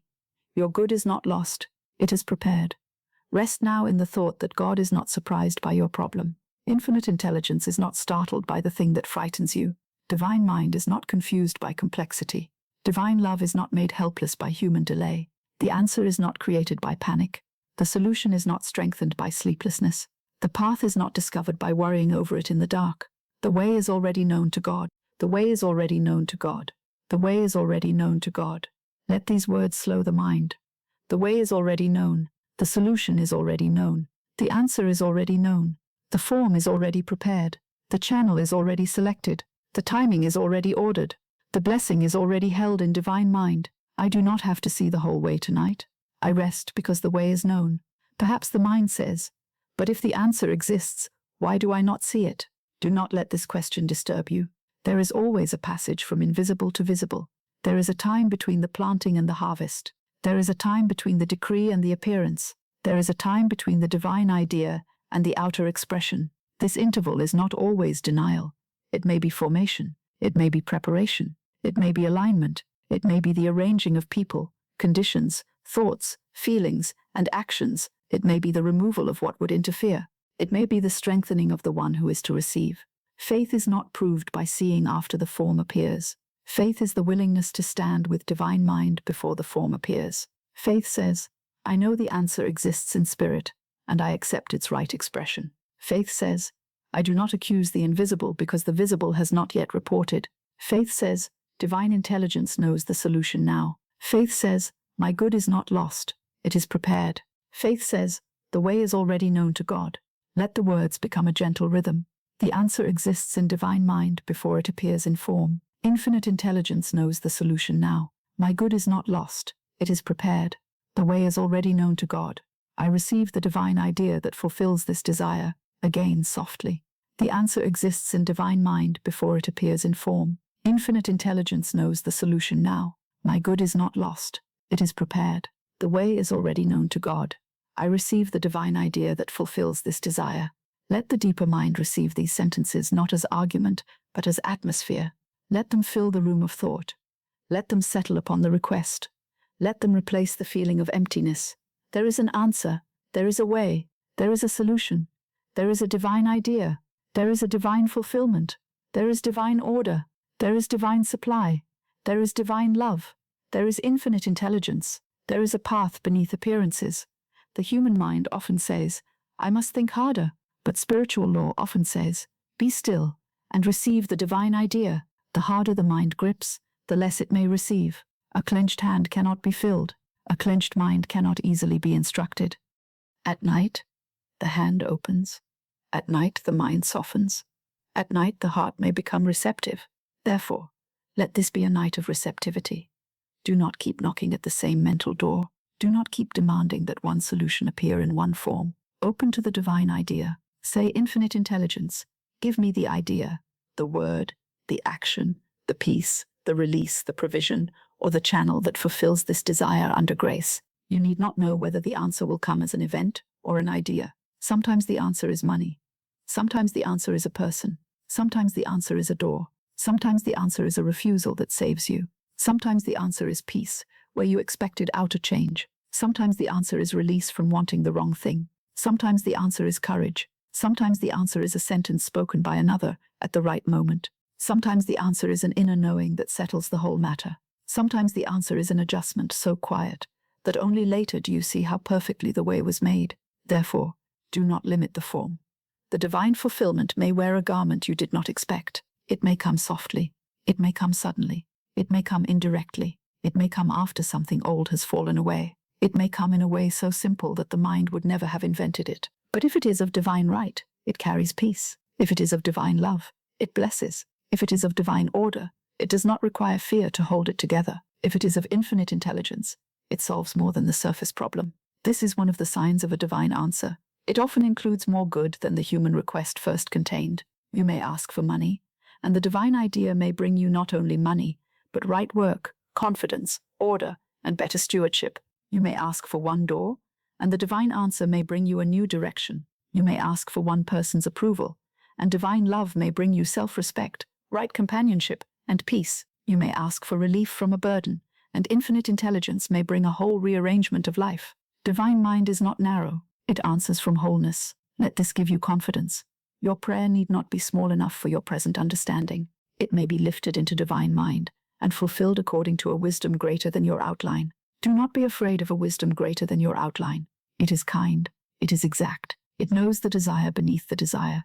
It knows what you truly seek. It knows that when you ask for a certain thing, you may really be asking for safety, love, freedom, abundance, belonging, expression, clarity, peace, or joy. Divine mind knows the true name of your request. The answer exists at that deeper level. Perhaps you have asked for a particular form, but divine mind has prepared the essence. Perhaps you have asked for one channel, but divine love has prepared the right channel. Perhaps you have asked for escape, but divine order has prepared transformation. Perhaps you have asked for a sign, but infinite intelligence has prepared a path. This is why asking under grace brings such comfort. It allows the divine answer to be wiser than the anxious question. Now let the old state be seen for what it was. The old state said, "There is no answer." It felt like a locked room. It looked at the walls and believed them final. It counted the days and called them proof. It listened to silence and called it emptiness. It saw no visible form and declared nothing existed. It was not evil. It was simply frightened. It was looking with the eyes alone. But the new state says, the answer exists in divine mind and comes under grace. The new state does not deny that the outer form is not yet visible. It simply refuses to call invisibility absence. It stands in recognition. Move now into the new state. Say, I recognize my answer in divine mind. I recognize my supply in divine mind. I recognize my guidance in divine mind. I recognize my healing in divine mind. I recognize my right relationship in divine mind. I recognize my release in divine mind. I recognize my door in divine mind. I recognize my peace in divine mind. I recognize the divine fulfillment before I see the outer form. There is a great strength in recognition. When you recognize your good in divine mind, you stop treating the outer world as the creator. The outer world is the place of expression, not the source. The source is infinite spirit. The outer world may present a temporary condition, but it does not have final authority over divine fulfillment. A purse may be empty, but divine supply is not empty. A room may be quiet, but divine love is not silent. A road may seem blocked, but infinite intelligence is not blocked. A body may be weary, but divine life is not weary. A mind may be confused, but divine mind is not confused. So now, whenever the outer condition seems to say, there is no answer, answer it quietly with truth. Say the answer exists in divine mind, before it appears in form. Whenever the appearance says, nothing has changed, answer it. Infinite intelligence knows the solution now. Whenever fear says, your good is lost, answer it. My good is not lost. It is prepared. Whenever anxiety says, "There is no way," answer it. The way is already known to God. Whenever uncertainty says, "What shall I do?" answer it. I receive the divine idea that fulfills this desire. Let these answers become natural. Let them be available in the morning and at night. Let them meet fear at the threshold. Let them meet appearances at the door. Let them meet the old habit before it becomes a prophecy. The more you answer from truth, the less power the old state has to command the mind. The deeper mind begins to understand. There is a solution. There is an answer. There is a divine idea. There is an appointed good. Now, in the stillness, let the request be seen as already known. Imagine, not with strain, but with calm assurance, that the whole matter is held in divine mind. It is not scattered. It is not confused. It is not begging for attention. It is surrounded by intelligence. It is surrounded by love. It is surrounded by order. The right elements are being called together. The wrong elements are falling away. The true form is being selected. The channel is being prepared. The timing is being established. The answer is not wandering. It is held. You may place your hand gently over the heart if that is restful, and say inwardly, "This matter is held in divine mind. This request is held in divine mind. This desire is held in divine mind. This answer is held in divine mind. This path is held in divine mind. This future is held in divine mind. I am held in divine mind. My good is held in divine mind." Let that be enough. No argument, no proving, no measuring, only the quiet acceptance that you are not outside the law. Your desire, purified under grace, is not outside divine care. Your question is not outside infinite intelligence. Your need is not outside divine supply. Your heart is not outside divine love. You are held. The answer may already be moving as an idea you will receive. It may be moving as a person being guided. It may be moving as a letter being written, a conversation being prepared, a debt being adjusted, a door being made ready, a courage being born, a fear being dissolved, a burden being lifted. It may be moving as peace first, because peace may be the condition through which the outer answer can be recognized. Do not despise peace if it comes before the visible sign. Peace is often the first messenger of fulfillment. Peace says, "The matter is under divine order. Let peace be received now," not because every outer detail is visible, but because divine mind contains the answer. Let peace come to the throat, where the old words were held. Let peace come to the chest, where the desire was pressed. Let peace come to the stomach, where the fear of waiting lived. Let peace come to the hands, where the channel was clutched. Let peace come to the eyes, which tried so hard to see what was not yet visible. Let peace come to the mind, which need not solve tonight what infinite intelligence already knows. The answer exists in divine mind, before it appears in form. Infinite intelligence knows the solution now. My good is not lost. It is prepared. The way is already known to God. I receive the divine idea that fulfills this desire. Again, more softly now. The answer exists in divine mind, before it appears in form. Infinite intelligence knows the solution now. My good is not lost. It is prepared. The way is already known to God. I receive the divine idea that fulfills this desire. And again, as though the words were descending into sleep, the answer exists. The solution is known. My good is prepared. The way is known. I receive the divine idea. The answer exists. The solution is known. My good is prepared. The way is known. I receive the divine idea. Let the phrase divine idea become sweet to you. A divine idea is not merely a thought. It is a living direction from infinite intelligence. It may appear as a sudden knowing. It may appear as an impulse to speak, to wait, to write, to forgive, to prepare, to accept, to refuse, to rest. It may appear as a new understanding of the matter. It may appear as the quiet certainty that all is well. It may appear after sleep, in the morning, when the conscious mind is fresh and the night has done its work. Be willing to receive the divine idea in whatever peaceful way it comes. Do not demand that the answer come before the mind is ready to hold it. Divine love is orderly. It does not hurl blessings into chaos. It prepares the receiver as well as the gift. It prepares the mind to recognize. It prepares the heart to accept. It prepares the hands to hold. It prepares the life to contain the new good. Perhaps part of the answer tonight is the preparation of you, not because you are unworthy now, but because divine fulfillment brings order with it. The vessel and the blessing are both under grace. This means even the waiting may be used by divine intelligence. Not waiting in fear, not waiting in defeat, but waiting under grace. In such waiting, the heart is made quiet. The speech is corrected. The desire is purified. The channel is released. The divine idea is received. The answer takes form. The waiting is no longer empty time. It becomes a chamber of preparation. It becomes a holy interval in which the old fear loses its command and the new consciousness is formed. Let that change your feeling about this very night.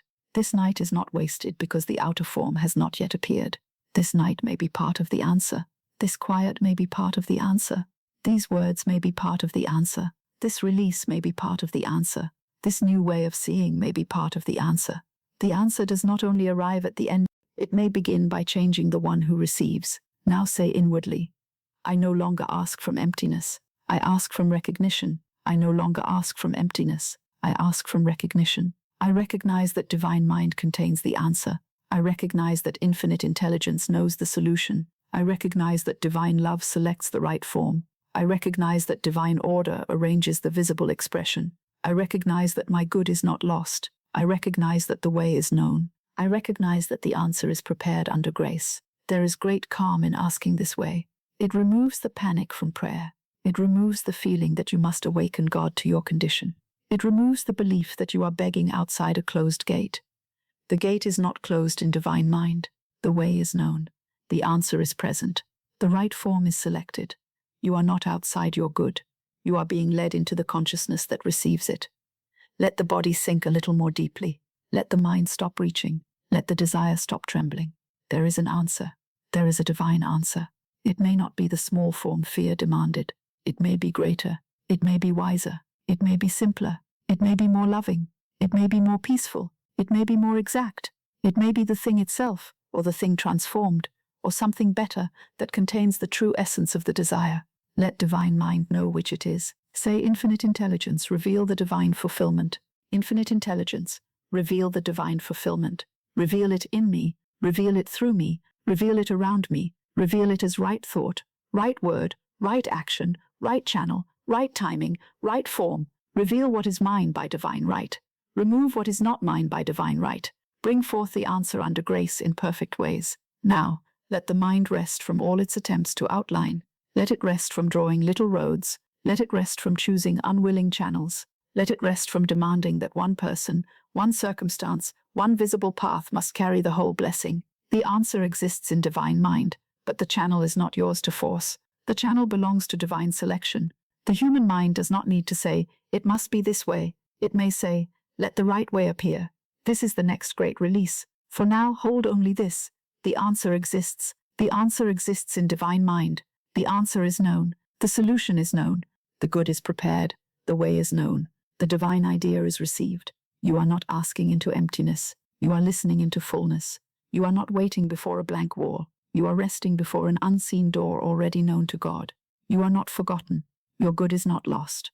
The answer is held under grace. And as we go deeper, you will be invited to release the anxiety of the channel. For once you know the answer exists in divine mind, you need not bind it to one visible road. You need not say, it must come through this person, this letter, this sum, this plan, this hour. Infinite intelligence knows not only the answer, but the way the answer must come. The channel is sacred to divine selection. The road is already known to God. And so quietly we begin to loosen the hand from the channel, that the true way may open under grace. Now that you have remembered that the answer exists in divine mind before it appears in form, let the heart release one of its oldest burdens, the burden of deciding the channel. This is where many become weary. They do not merely ask for their good. They attempt to instruct the universe in every detail of its arrival.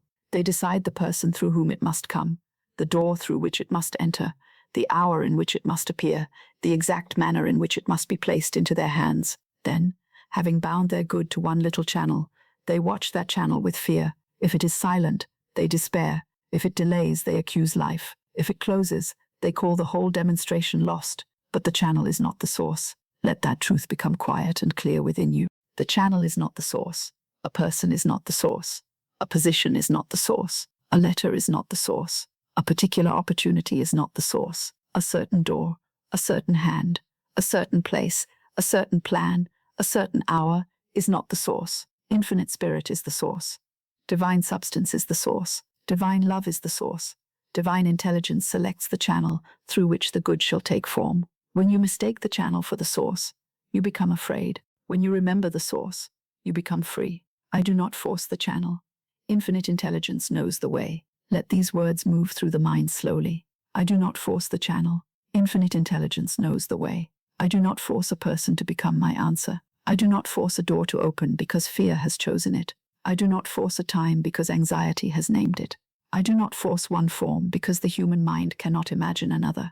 Infinite intelligence knows the way. Divine love selects the perfect channel. Divine order brings the appointed good. There is a great relief in no longer forcing the channel. Forcing is fear wearing the garment of effort. It is the belief that if one chosen path does not yield, no path exists. It is the belief that divine love has only one messenger. It is the belief that infinite intelligence must be instructed by the frightened outline of the human mind. But divine intelligence is not poor in methods. Infinite spirit has countless ways of bringing the good that belongs to you by divine right. The channel may change, but my good remains. The channel may change, but divine supply remains. The channel may change, but divine love remains. The channel may change, but the divine answer remains. If you have been watching one person, one answer, one message, one opportunity, one door, bless that channel and release it. Do not curse it. Do not clutch it. Do not make it the ruler of your peace. Say if this is the right channel, divine love opens it under grace. If it is not the right channel, divine love selects another. This is not defeat. This is freedom. You are no longer standing before a single locked gate, believing all heaven is behind it. You are standing in divine order, where every right gate can open, and every wrong gate can close without loss. No man can close the door. Divine love has opened. Let this sentence stand like a pillar in consciousness. No man can close the door. Divine love has opened. No person's refusal can rob you of your divine good. No person's silence can interrupt divine order. No person's delay can overthrow infinite intelligence. No person's misunderstanding can cancel what is yours by divine right. If a door is truly opened by divine love, it cannot be closed by the ignorance, fear, jealousy, delay, or confusion of another. And if a door closes and remains closed under grace, then bless it. It may not have been your door, it may have been divine protection. Sometimes a closed channel is mercy. The human heart does not always see this at first. It may grieve the closed door. It may say, why did this not come through the person I expected? Why did this answer not arrive by the road I watched? Why did this plan fail when I had placed so much hope upon it? But later, when divine order has revealed itself, the soul may look back and say, that closing was protection. That delay was preparation. That silence saved me from a lesser good. That refusal turned me toward the appointed door. Do not be quick to call a closed channel failure. Under grace, it may be guidance. I release the wrong way and receive the right way. Say it softly. I release the wrong way and receive the right way. I release the narrow way chosen by fear. I release the strained way chosen by impatience. I release the channel I have worshipped as though it were the source. I release the path that has cost me peace. I release the door I have struck with anxious hands. I release the person, the plan, the hour, the form, if it is not mine by divine right. And I receive the right way. I receive the right channel. I receive the right form. I receive the right answer. I receive the way prepared by divine love. There may be one channel you have watched so long that the whole desire seems attached to it. Perhaps you have waited for one person to speak, one employer to answer, one purchaser to appear, one debtor to pay, one friend to return, one door to open, one sign to be given. You may have watched so intensely that you forgot. Infinite Spirit has more than one way. Tonight, loosen the gaze. Let the eyes of the mind stop staring at the same closed door. You are not turning away from your good. You are turning away from idolatry of the channel. You are returning to the source. The channel is a servant. It is not the master. The channel is an instrument. It is not the creator. The channel is a cup. It is not the fountain. The channel is a road. It is not the country. The channel is a messenger. It is not the law. If the messenger delays, the law is not delayed. If the cup is removed, the fountain is not exhausted. If the road is blocked, the country has not disappeared. If the instrument is silent, the music may come through another. Let the soul understand this, and much fear will fall away. Divine love selects the perfect channel, not the most obvious channel unless that is perfect. Not the channel the human mind has begged for, unless that is perfect. Not the channel that flatters pride, unless that is perfect. Not the channel that fear insists upon, unless that is perfect. Divine love selects the channel that blesses, fulfills, protects, and completes. Divine love selects the channel that belongs to divine order. Divine love selects the channel through which your good can come without harm to you or another. Divine love selects the channel that carries peace. Let this be your prayer tonight. Divine love, select the perfect channel for my good. Let it be simple. Divine love, select the perfect channel for my good. Select the person if a person is needed. Select the door if a door is needed. Select the idea if an idea is needed. Select the opportunity if an opportunity is needed. Select the release if release is needed. Select the answer if an answer is needed. Select the silence if silence is protection. Select the movement if movement is appointed. Select the stillness if stillness is wise. Divine love, select the perfect channel for my good. There is no need to watch all night. There is no need to remain awake and guard the chosen path. There is no need to keep the mind leaning against one door, listening for footsteps. The footsteps of good may come from another direction entirely. The answer may be traveling by a road you have not named. The provision may be forming in a place you do not know. The person who is to help may not yet have appeared in thought. The idea that fulfills the desire may be ripening beneath the quiet. The letter, the meeting, the word, the opportunity, the adjustment may be under divine direction now. The old state was obsession with the channel. It said, this person must answer, this one thing must happen, this door must open, this plan must succeed, this date must be fulfilled, this road must prove itself. The old state watched with tense eyes and a fearful heart. It measured every silence. It interpreted every delay. It suffered at every appearance. It made a god of one channel and trembled when the channel did not move. But the new state says, infinite spirit is my source. Divine love selects the perfect channel. My good cannot be lost because one road is quiet. What is mine by divine right comes under grace in perfect ways. Move now into the new state.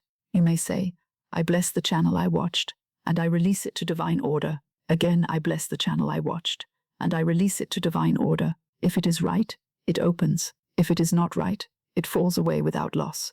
If it is appointed, it moves in perfect timing. If it is not appointed, divine love selects another. I do not force the channel. Infinite intelligence knows the way. If a person is on your mind, place them under grace.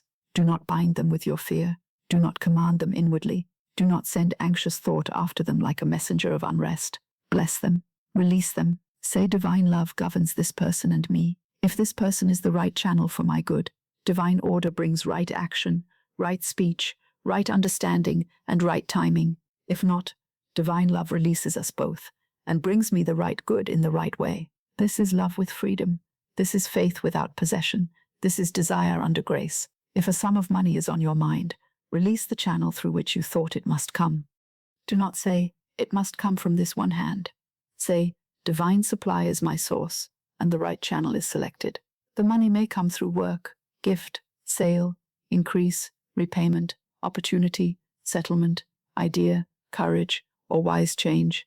It may come through a channel familiar to you, or one you have not imagined. Your part is not to dictate the purse through which divine substance must pass. Your part is to bless divine supply and remain receptive to right action. If a door of work is on your mind, release the one door from being your whole destiny. Say, if this door is mine by divine right, it opens under grace. If not, the perfect door opens. A particular position may seem to be the answer, but divine intelligence may know a wider field. A certain patron may appear necessary, but divine love may know another. A certain arrangement may look ideal, but divine order may reveal a greater expression. Do not make your good smaller than divine mind has prepared it to be. If a relationship, return, reconciliation, or message is on your mind, release the channel from fear. Do not lie awake trying to make another soul speak. Do not rehearse conversations as though anxiety were prayer. Do not measure love by the speed of a reply. Divine love knows the truth of every heart. If reconciliation is right, divine love can make the way. If release is right, divine love can heal the heart. If another path is right, divine love can reveal it.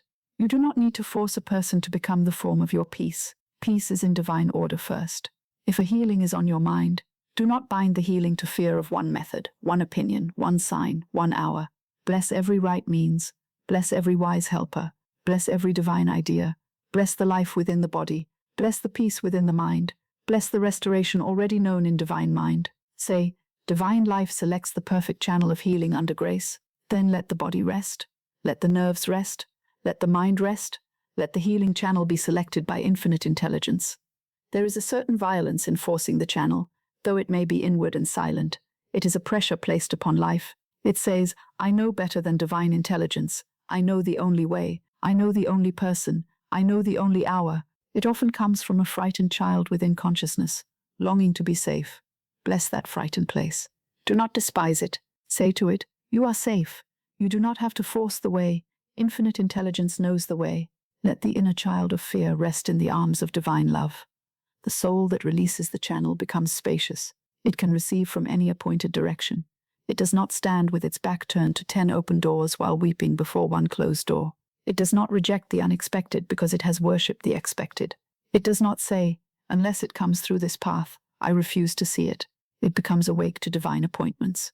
It becomes teachable. It becomes available. It becomes peaceful enough to notice the quiet knock, the subtle idea, the small opening, the gentle instruction.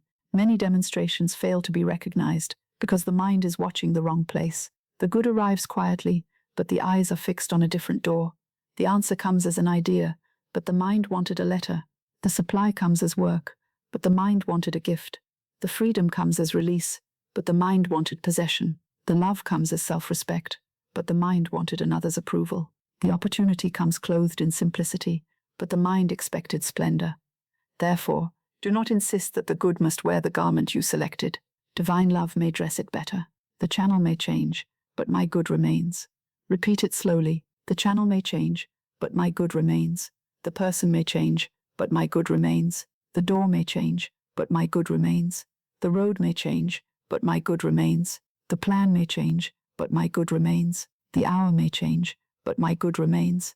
The form may change, but the divine fulfillment remains. My good is in divine mind. It is not destroyed by a change of channel. It is not lost because one path is removed.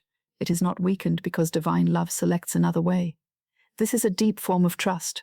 It tells the subconscious mind that you are not dependent upon one outer condition. It tells the heart that it may stop panicking over one's silence. It tells the body that it may release the tension of control. It tells the desire that it is safe in divine law. When you say, the channel may change, but my good remains, you reclaim your good from the narrow hands of fear and place it in the limitless hands of infinite spirit. No man can close the door divine love has opened. Say it again, and let it be a rest to you. No man can close the door divine love has opened. Say it again, and let it be a rest to you. No man can close the door divine love has opened. No delay can close it. No opinion can close it. No refusal can close it. No jealousy can close it. No mistake can close it. No misunderstanding can close it. No fear can close it. If divine love has opened the door, it remains open until you pass through in peace. And if a door is closed by divine love, then no human force can make it your blessing.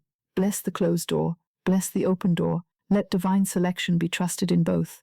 I release the wrong way and receive the right way.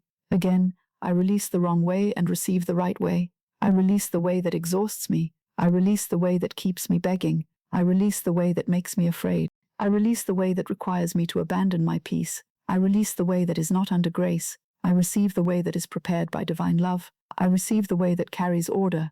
I receive the way that brings peace. I receive the way that blesses all concerned. I receive the way that is mine by divine right. The mind may ask, how shall I know the right channel? You will know by divine guidance, by peace, by right action, by the absence of frantic force. The right channel may require courage, but it does not require degradation. The right channel may ask you to act, but it does not ask you to abandon divine order.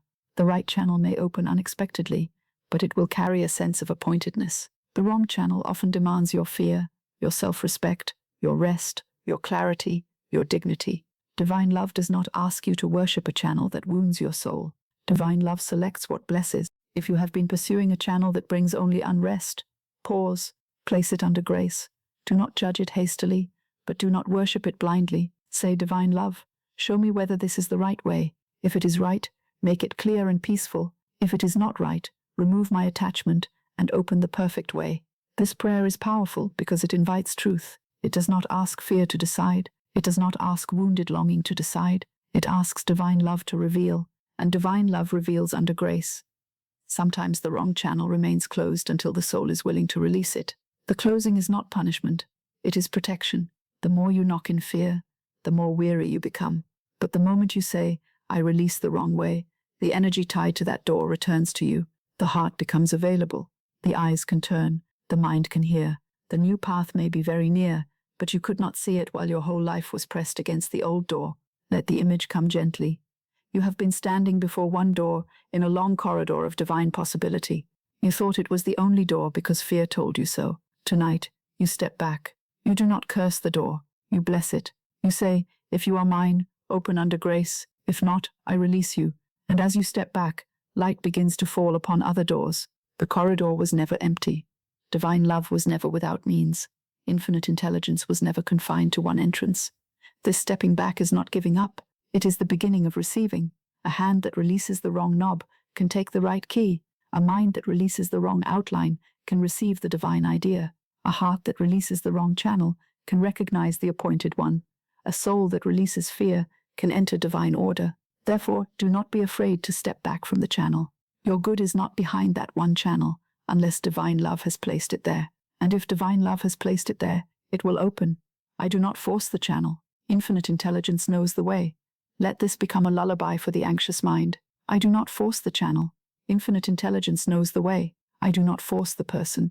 Infinite intelligence knows the way. I do not force the door. Infinite intelligence knows the way. I do not force the answer. Infinite intelligence knows the way. I do not force the hour. Infinite intelligence knows the way. I do not force the form. Infinite intelligence knows the way. Divine love selects the perfect channel. Divine love selects the perfect channel for my supply. Divine love selects the perfect channel for my answer. Divine love selects the perfect channel for my healing. Divine love selects the perfect channel for my work. Divine love selects the perfect channel for my release. Divine love selects the perfect channel for my peace. Divine love selects the perfect channel for my divine good. Let the body hear that it no longer has to hold the channel in tension. Perhaps your shoulders have been carrying one name, one plan, one fear. Let them loosen. Perhaps your throat has been holding words you wished another would say. Let it soften. Perhaps your heart has been waiting for one outer sign. Let it rest. Perhaps your hands have been clenched around a form. Let them open. The channel is released to divine selection. The source remains. There is a quiet authority that comes when one stops forcing. The person who forces is secretly afraid. The person who trusts is inwardly strong. Trust does not mean inaction. It means right action, without panic. Trust does not mean indifference. It means desire under grace. Trust does not mean that all channels are equal. It means divine love selects the right one. Trust does not mean you will never knock. It means you will knock only where you are guided, and you will not break your heart against a door that is not yours. The right channel often opens naturally after the burden is released. It may not open with drama. It may open with a sentence, a meeting, a thought, a change of feeling, a letter, a visit, a small invitation, an idea that returns again and again with peace. Divine intelligence may say, "Go here." It may say, "Wait." It may say, "Speak." It may say, "Be silent." It may say, "Accept." It may say, "Decline." It may say, "Prepare." It may say, "Rest." The channel is not always an outer person. Sometimes the first channel is inner guidance. Therefore, as you release the outer channel, become receptive to inner direction. Say, "Infinite intelligence, show me the way." Not with strain, not as though demanding a sign before sleep. Say it as one placing the request into wise hands. "Infinite intelligence, show me the way. If there is something I am to do, reveal it peacefully. If there is something I am to release, make it clear. If there is something I am to receive, prepare me. If there is a channel I have not seen, open my eyes. If there is a channel I must stop forcing, give me peace to let it go." You are not alone in this selection. The same divine intelligence that knows the answer, knows how the answer should travel. The same divine love that knows your heart, knows the channel that will not injure it. The same divine order that prepares the fulfillment prepares the road. The same divine timing that appoints the hour appoints the manner. Nothing is random under grace. Nothing is confused in divine mind. The channel is included in the answer. Let this sentence rest in you. The channel is included in the answer. You do not have to add the channel by worry. The channel is included in the answer. You do not have to select it through anxiety. The channel is included in the answer. You do not have to watch every road. The channel is included in the answer. You do not have to wake in the night and solve it. The channel is included in the answer. Infinite intelligence knows the way. If sleep is near, let the release become simple. The source remains. The channel is selected. The source remains. The channel is selected. My good remains. The channel is selected. Divine love knows. Infinite intelligence knows. Divine order knows. I do not force the way. I receive the right way. Again softly. I do not force the channel. Infinite intelligence knows the way. The channel may change, but my good remains. No man can close the door. Divine love has opened. I release the wrong way and receive the right way. Divine love selects the perfect channel. Let the words become even softer. I do not force. I trust. I do not clutch. I release. I do not command the channel. I bless the source. I do not bind my good to one road. I open to divine selection. I do not fear a closed door. I bless divine protection. I do not chase the wrong way. I receive the right way. Imagine now the desire resting in divine mind, and from it many possible paths extending like quiet roads beneath starlight. You do not have to walk all of them. You do not have to choose with fear. One road is appointed. One channel is right. One way is selected by divine love. You stand still for a moment and say, "Infinite intelligence knows the way." And as you say it, the heart no longer strains to see every road. It trusts the light that will be given for the next step. There is peace in not knowing the channel tonight. Yes, peace. The mind thought it needed to know in order to rest, but the soul knows it can rest because God knows. The mind wanted the map. The soul has the guide. The mind wanted the date. The soul has divine timing. The mind wanted the person. The soul has divine love. The mind wanted the form. The soul has divine fulfillment. The mind wanted control. The soul has law. Let the old obsession dissolve. One person is not your source. One door is not your destiny. One opportunity is not the limit of divine supply.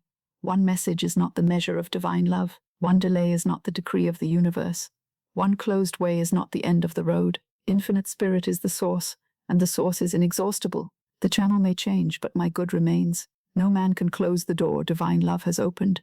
I release the wrong way and receive the right way. Divine love selects the perfect channel. Infinite intelligence knows the way. Now as the channel is released, the heart is ready for another law, the law of expectancy.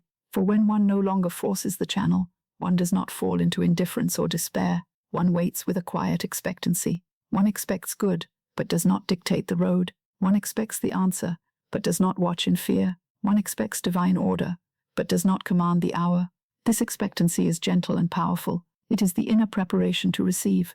And so, having released the channel into divine selection, we now learn to expect the good without anxiety, to wait without fear, and to prepare the heart for the answer that comes under grace in perfect ways. Now that the channel has been released into divine selection, the heart may learn a quieter and more beautiful way of waiting. It is called expectancy. Not the tense watching of fear, not the restless measuring of hours, not the constant looking toward one door to see whether it has opened yet. Expectancy is not anxiety dressed in spiritual words. Expectancy is the calm readiness of the soul. It is the mind prepared to receive good. It is the heart standing at peace because it knows that divine love is faithful, infinite intelligence is exact, and what is mine by divine right cannot be withheld. Many mistake watching for expectancy. They believe they are expecting good, when in truth they are guarding against disappointment.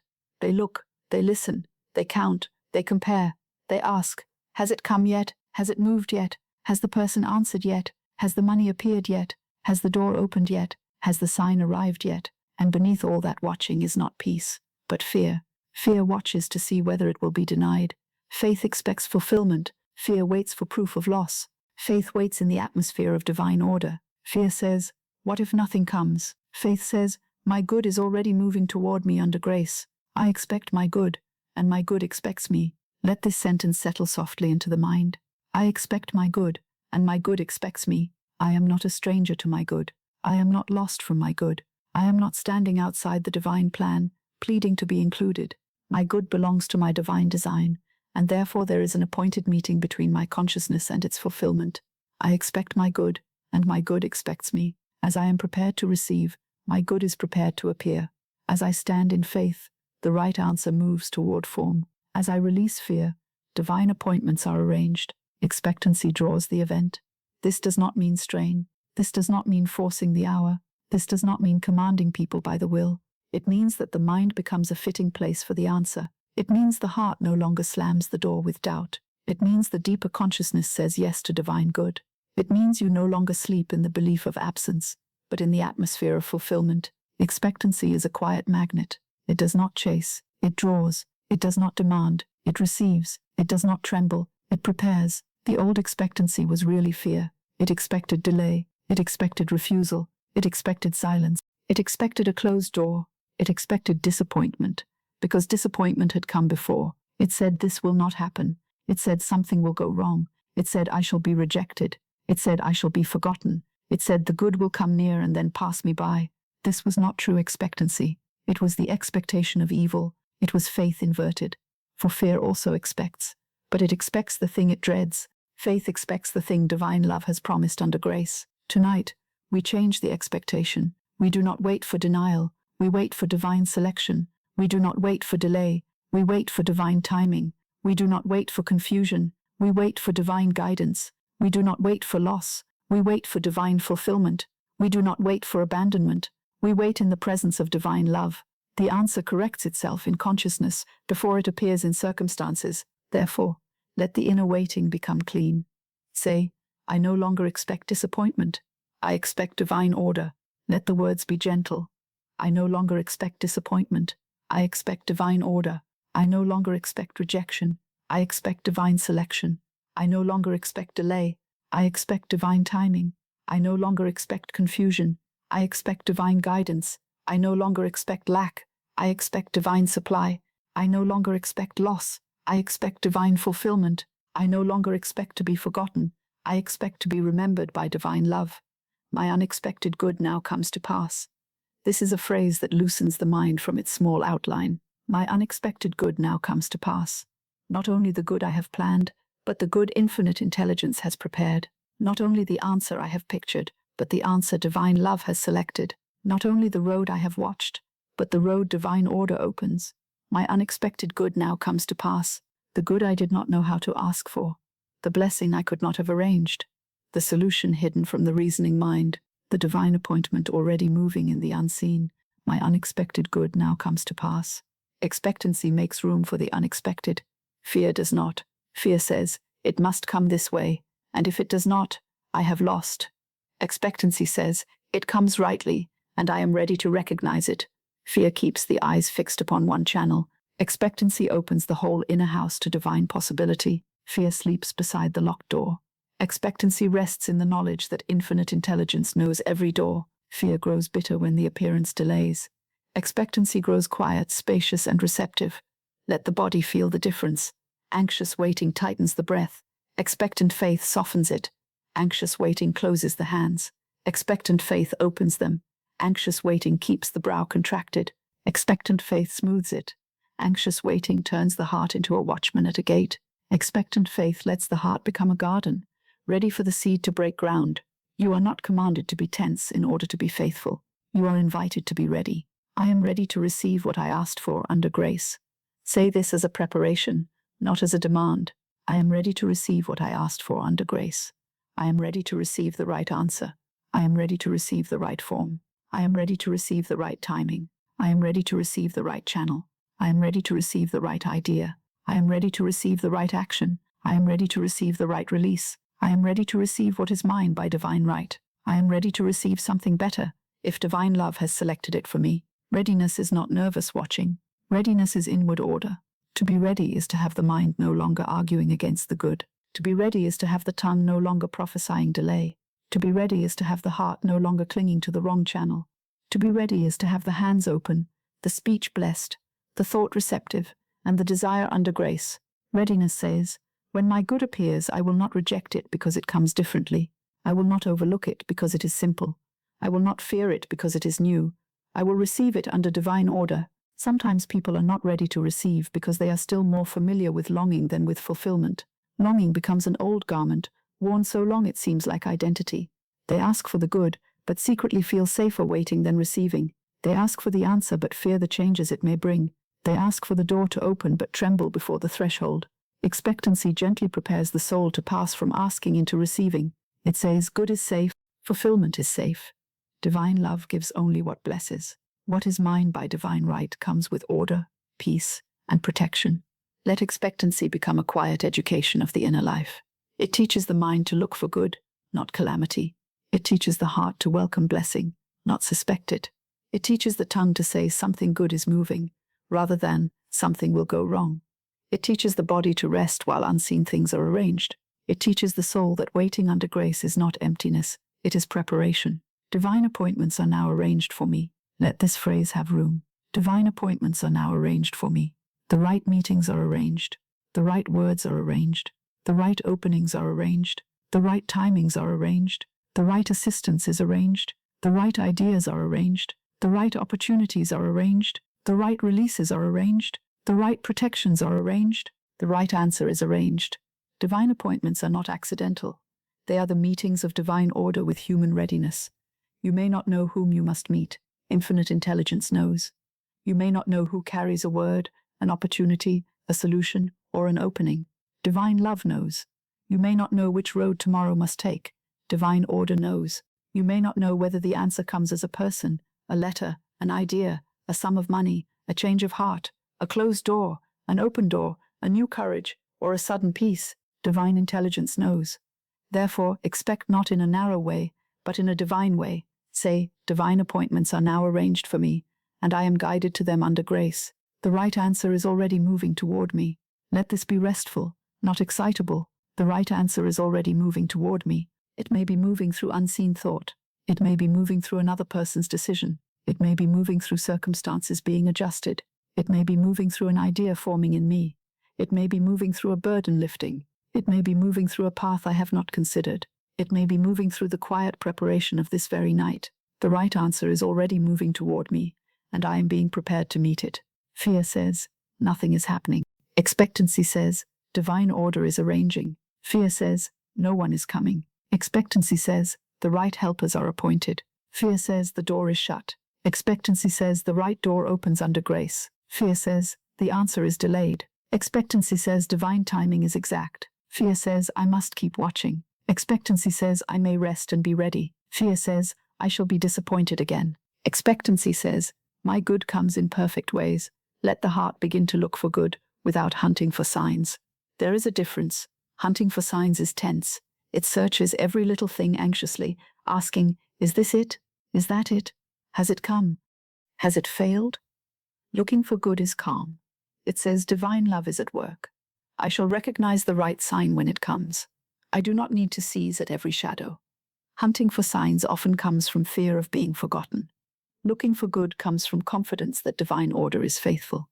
You do not have to inspect every hour to see whether God is working. You do not have to examine every silence to see whether it hides denial. You do not have to trouble the night with the question, has it begun? It has begun in divine mind. It is moving in divine order. Your part is to be ready, expectant, peaceful, and obedient to right guidance. Let the hour be God's. Let the channel be God's. Let the form be God's. Let the expectancy be yours. I expect my good, and my good expects me. My unexpected good now comes to pass. I am ready to receive what I asked for under grace. Divine appointments are now arranged for me. The right answer is already moving toward me. Again, more slowly. I expect my good, and my good expects me. My unexpected good now comes to pass. I am ready to receive what I asked for under grace. Divine appointments are now arranged for me. The right answer is already moving toward me. Let these words become like a lamp left burning in the deeper mind, not bright enough to wake you, but warm enough to guide the night. I expect my good. My unexpected good now comes. I am ready to receive. Divine appointments are arranged. The right answer is moving toward me. What would it mean to wait without anxiety? It would mean that the desire is still cherished, but no longer feared. It would mean that you rise in the morning not to interrogate the universe, but to bless the day. It would mean that you listen for guidance without demanding that guidance speak in thunder. It would mean that you are open to the small sign, the simple word, the quiet opportunity, the gentle nudge. It would mean that you do not call the day empty because it does not begin with the sign you expected. You say instead, this day is under divine order. My good is moving. What would it mean to expect without controlling the hour? It would mean that you do not say, it must come before I sleep, or before morning, or before this date, or by this method. You say, it comes at the appointed time. It would mean that time is no longer your enemy. It would mean that the clock is not stronger than divine timing. It would mean that you do not torment yourself with comparisons. It would mean that you do not declare defeat because the outer sign has not arrived at the hour chosen by fear. You say, the appointed time is exact, and I am ready. What would it mean to expect without controlling the form? It would mean that you recognize divine fulfillment, even if it comes clothed differently than your first desire. It would mean that you do not reject the answer because it is simpler than expected, quieter than expected, or greater than expected. It would mean that you let infinite intelligence be original. It would mean that you accept the blessing that blesses, not merely the form that flatters imagination. You say, divine love selects the form of my good, and I receive it joyfully under grace. This is the expectancy that draws the event, not the expectancy of a frightened watcher, but the expectancy of one who has prepared a room for a beloved guest.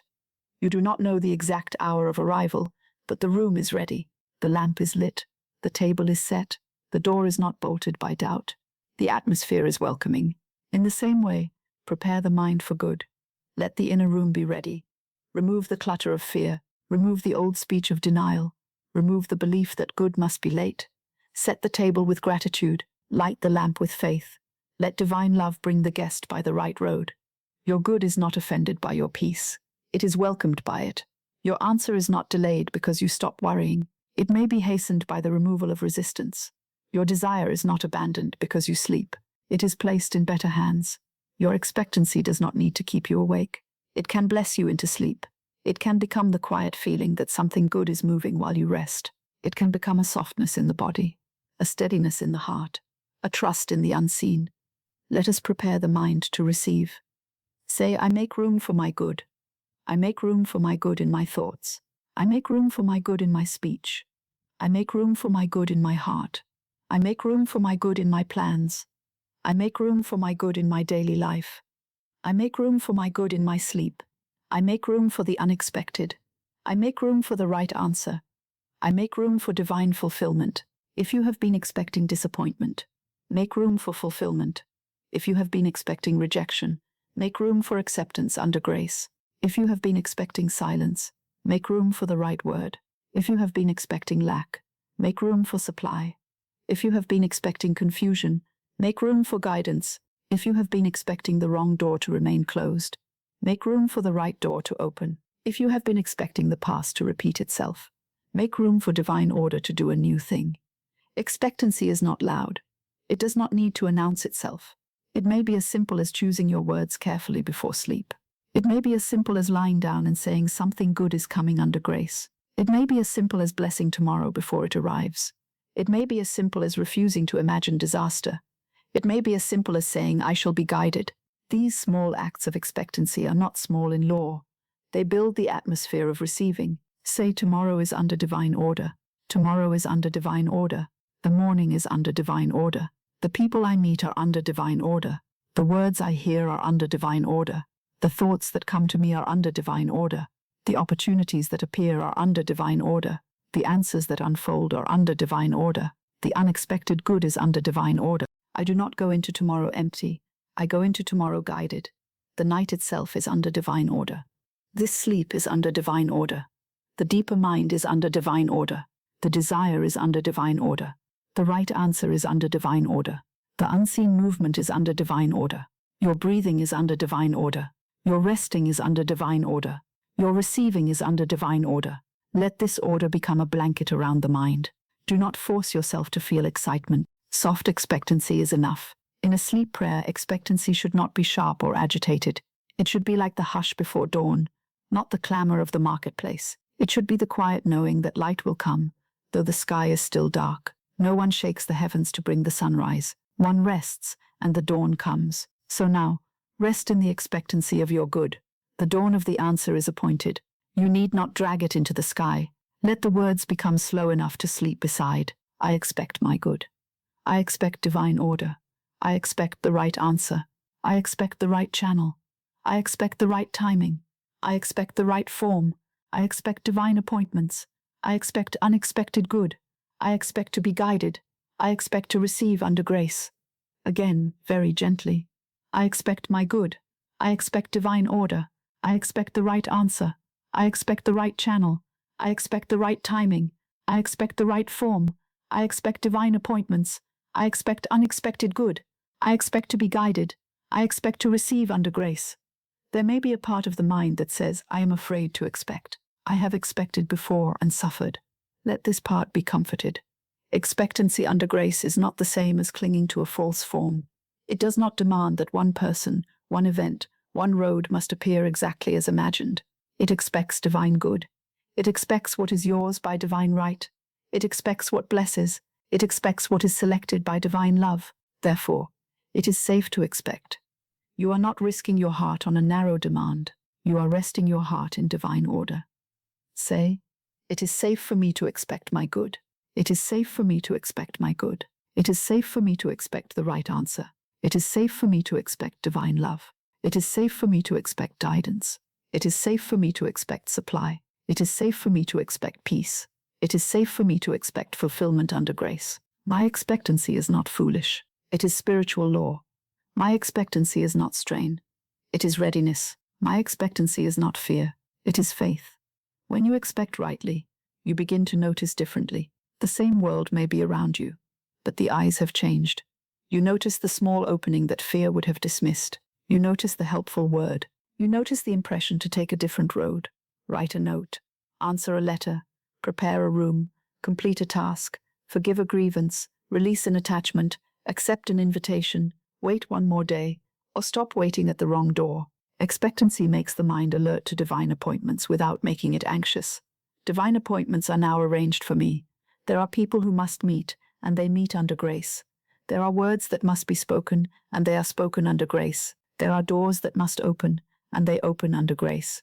There are burdens that must fall away, and they fall away under grace. There are answers that must take form, and they take form under grace. Divine appointments are now arranged for me. The right answer is already moving toward me. Let this not make you restless. Let it make you peaceful. If the right answer is moving, you need not chase. If the right answer is moving, you need not panic. If the right answer is moving, you need not curse the night. If the right answer is moving, you may rest. Movement in divine order is not always visible, but it is exact. Divine love is not idle. Infinite intelligence is not confused. The right answer is already moving toward me. The expectation of good is a sacred hospitality. You are preparing inwardly for the arrival of what belongs to you. You may not know its face yet. You may not know its hour. You may not know the sound of its knock. But you can keep the inner atmosphere welcoming. You can say, I am ready. You can say, I receive under grace. You can say, I shall recognize my good.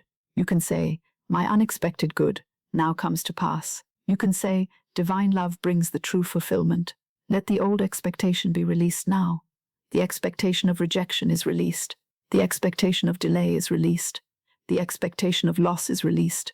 The expectation of confusion is released. The expectation of failure is released.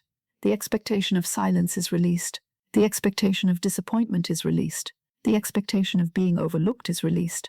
These are not your law. They are old shadows. Let them pass. The new expectation is established. I expect divine love. I expect divine order.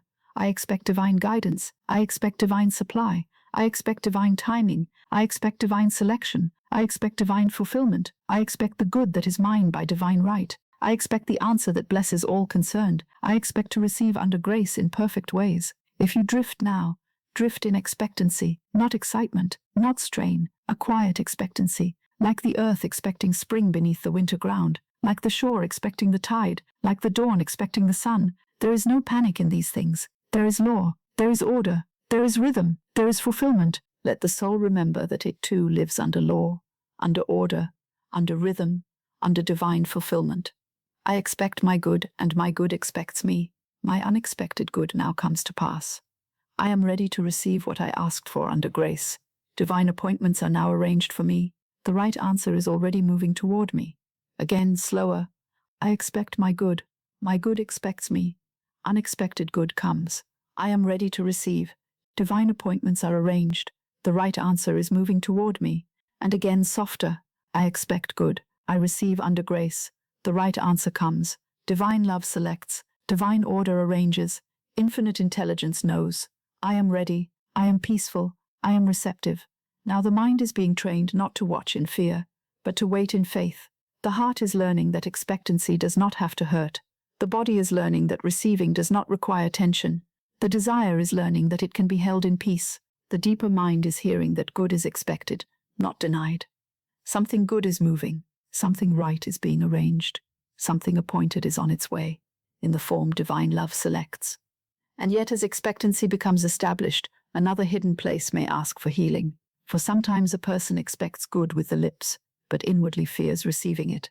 They ask for the answer, but fear the change. They ask for love, but fear vulnerability. They ask for supply, but fear responsibility. They ask for a door, but fear walking through it. They ask for the thing, then quietly wonder whether they are safe to have it. Therefore, after expectancy, we must bless the hidden fear of receiving. We must teach the heart that what comes under grace is safe, ordered, and divinely selected. We must let the soul become willing not only to ask, not only to expect, but to receive. Now that expectancy has been established in the heart, there is another quiet chamber we must enter. It is a hidden chamber, and many do not know it is there. They ask for their good. They speak the word. They bless the answer. They expect divine order, and yet some secret part of the heart trembles at the thought of receiving. They long for the door to open, but fear what life will ask of them when it does. They pray for love and fear being known. They pray for supply and fear responsibility. They pray for success and fear judgment. They pray for freedom and fear the unfamiliar space that freedom brings. They pray for a great answer and then shrink from the greatness of it. So now, gently, without blame, we release the fear of receiving. For it is possible to ask with the lips and resist with the heart. It is possible to say, I am ready, and yet inwardly say, but what if I cannot hold it? What if it changes everything? What if I lose it? What if others condemn me? What if I am not worthy? What if the answer comes, and I do not know how to live with it? These questions are not enemies. They are frightened thoughts asking to be brought under divine love. We do not punish them. We bless them, calm them, and place them under grace.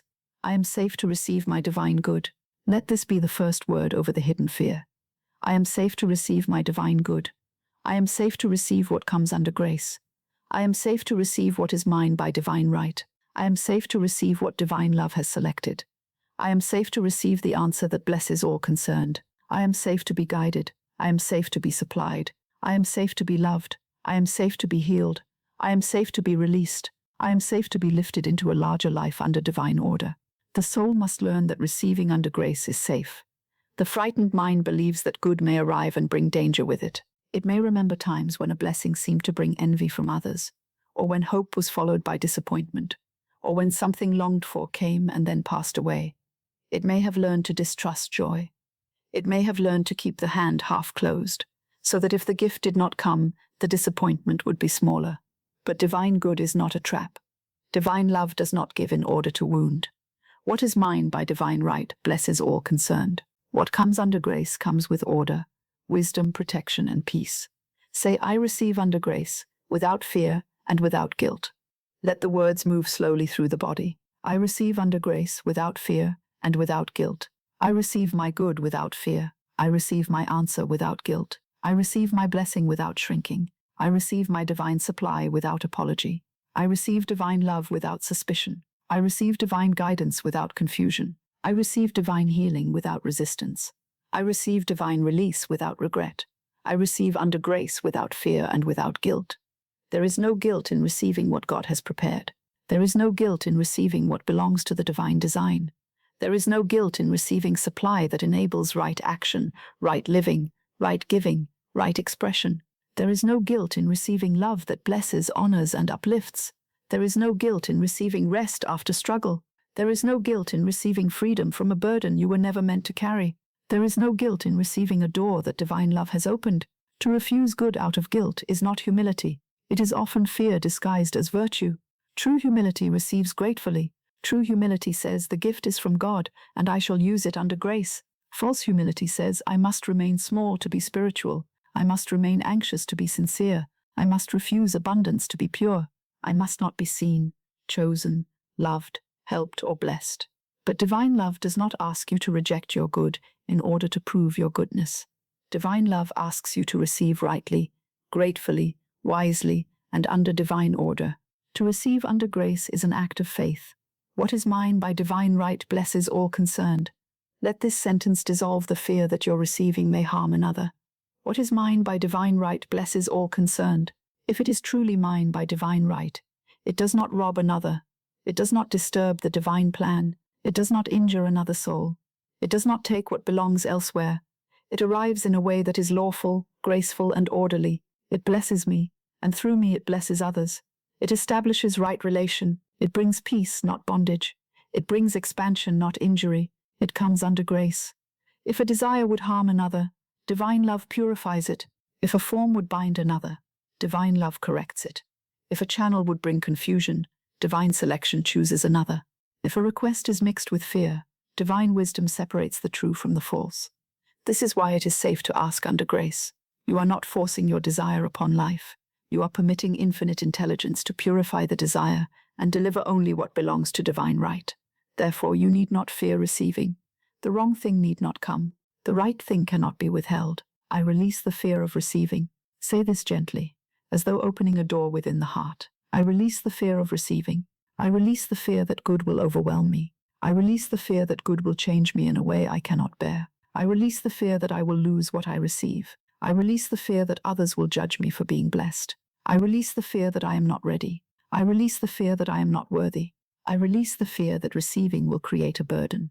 I release the fear that my answered prayer is unsafe. I release the fear of receiving, and I receive under grace. Sometimes the fear of receiving is the fear of change. The old life, even when uncomfortable, is familiar. The new good may feel like stepping into a room not yet known. A person may pray for prosperity, and yet fear the decisions prosperity may require. A person may pray for love, and yet fear the openness of the heart. A person may pray for success, and yet fear being seen. A person may pray for release, and yet fear who they will be without the burden. But divine love does not thrust the soul into disorder. Divine love prepares. Divine love guides. Divine love makes ready. Divine love makes me ready for my answered prayer. Let this phrase be a comfort. Divine love makes me ready for my answered prayer. I do not have to make myself ready through strain. I do not have to understand every change before I receive. I do not have to know every step before the door opens. Divine love makes me ready. Divine wisdom teaches me. Divine order steadies me. Divine intelligence guides me. Divine supply supports me. Divine protection surrounds me. Divine love makes me ready for my answered prayer. If the good you have asked for requires a larger self, then divine love enlarges you gently. If it requires courage, courage is born. If it requires wisdom, wisdom is given. If it requires order, order is established. If it requires forgiveness, forgiveness is made possible. If it requires release, release becomes peaceful. If it requires speech, the right word is given. If it requires silence, the silence becomes strong. The answer does not come alone. It brings with it the grace to receive it. The fear of receiving often hides in the body. It may feel like a tightness in the chest, a guarding of the stomach, a closing of the throat, a heaviness in the hands. The body may remember old disappointments and try to protect you by staying closed. Speak to it now with kindness. Say, you are safe to receive. Let the chest hear it. You are safe to receive. Let the stomach hear it. You are safe to receive. Let the throat hear it. You are safe to receive. Let the hands hear it. You are safe to receive. Let the whole body hear it. You are safe to receive under grace. You do not have to brace yourself against good. You do not have to meet blessing with suspicion. You do not have to shrink when divine love brings you forward. You do not have to apologize for what is yours by divine right. You do not have to hide the light that God has kindled in you. You do not have to remain in a lesser place to make others comfortable. You may receive and bless. You may receive and give. You may receive and grow. You may receive and remain humble. You may receive and remain loving. You may receive and remain under grace. If others have taught you that receiving is selfish, let that word be corrected. Receiving under grace is not selfish. Hoarding in fear is bondage. Taking what belongs to another is disorder. But receiving what divine love gives is obedience. The flower is not selfish when it receives the sun. The earth is not selfish when it receives the rain. The child is not selfish when it receives bread. The soul is not selfish when it receives divine good. It becomes a channel through which more good may flow. Let the heart say, I am willing to be a channel of good. I am willing to receive and bless. I am willing to receive and give. I am willing to receive and serve. I am willing to receive and express divine love more fully. I am willing to receive supply and use it wisely. I am willing to receive love and return love rightly. I am willing to receive guidance and follow it faithfully. I am willing to receive healing and live in greater harmony. I am willing to receive peace and carry peace into my world. I am willing to receive under grace. There is no holiness in refusing the cup that divine love places in your hand. There is holiness in receiving it with gratitude and using it according to divine order.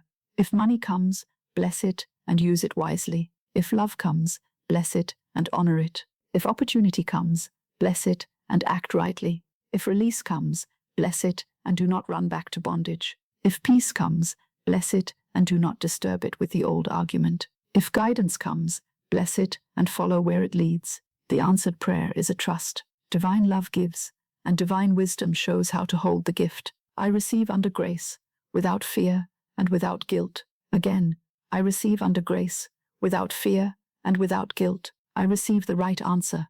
I receive the right form. I receive the right channel. I receive the right timing. I receive the right instruction. I receive the right change. I receive the right blessing. I receive without fear, because divine love governs it. I receive without guilt, because what is mine by divine right blesses all concerned. If the fear says, "What if I lose it?" answer gently, "What comes under grace is held in divine order." If the fear says, "What if I am not ready?" answer gently, "Divine love makes me ready." If the fear says, "What if others judge me?" answer gently, "My good is governed by divine law, not human opinion." If the fear says, "What if it changes everything?" answer gently, "Divine order changes only what must be changed, and establishes what blesses." If the fear says, "What if I do not deserve it?" answer gently, "I receive what is mine by divine right under grace." There is a kind of innocence in true receiving. The child receives naturally before fear has taught it to close the hand. The bird receives the morning without apology. The field receives the rain without argument. Learn again the innocence of receiving. You do not receive as one who steals. You receive as one who is supplied by the source. You do not receive as one who demands from fear. You receive as one who is included in divine love. You do not receive to exalt the personal will. You receive to fulfill the divine design. Let the word receive become clean in you.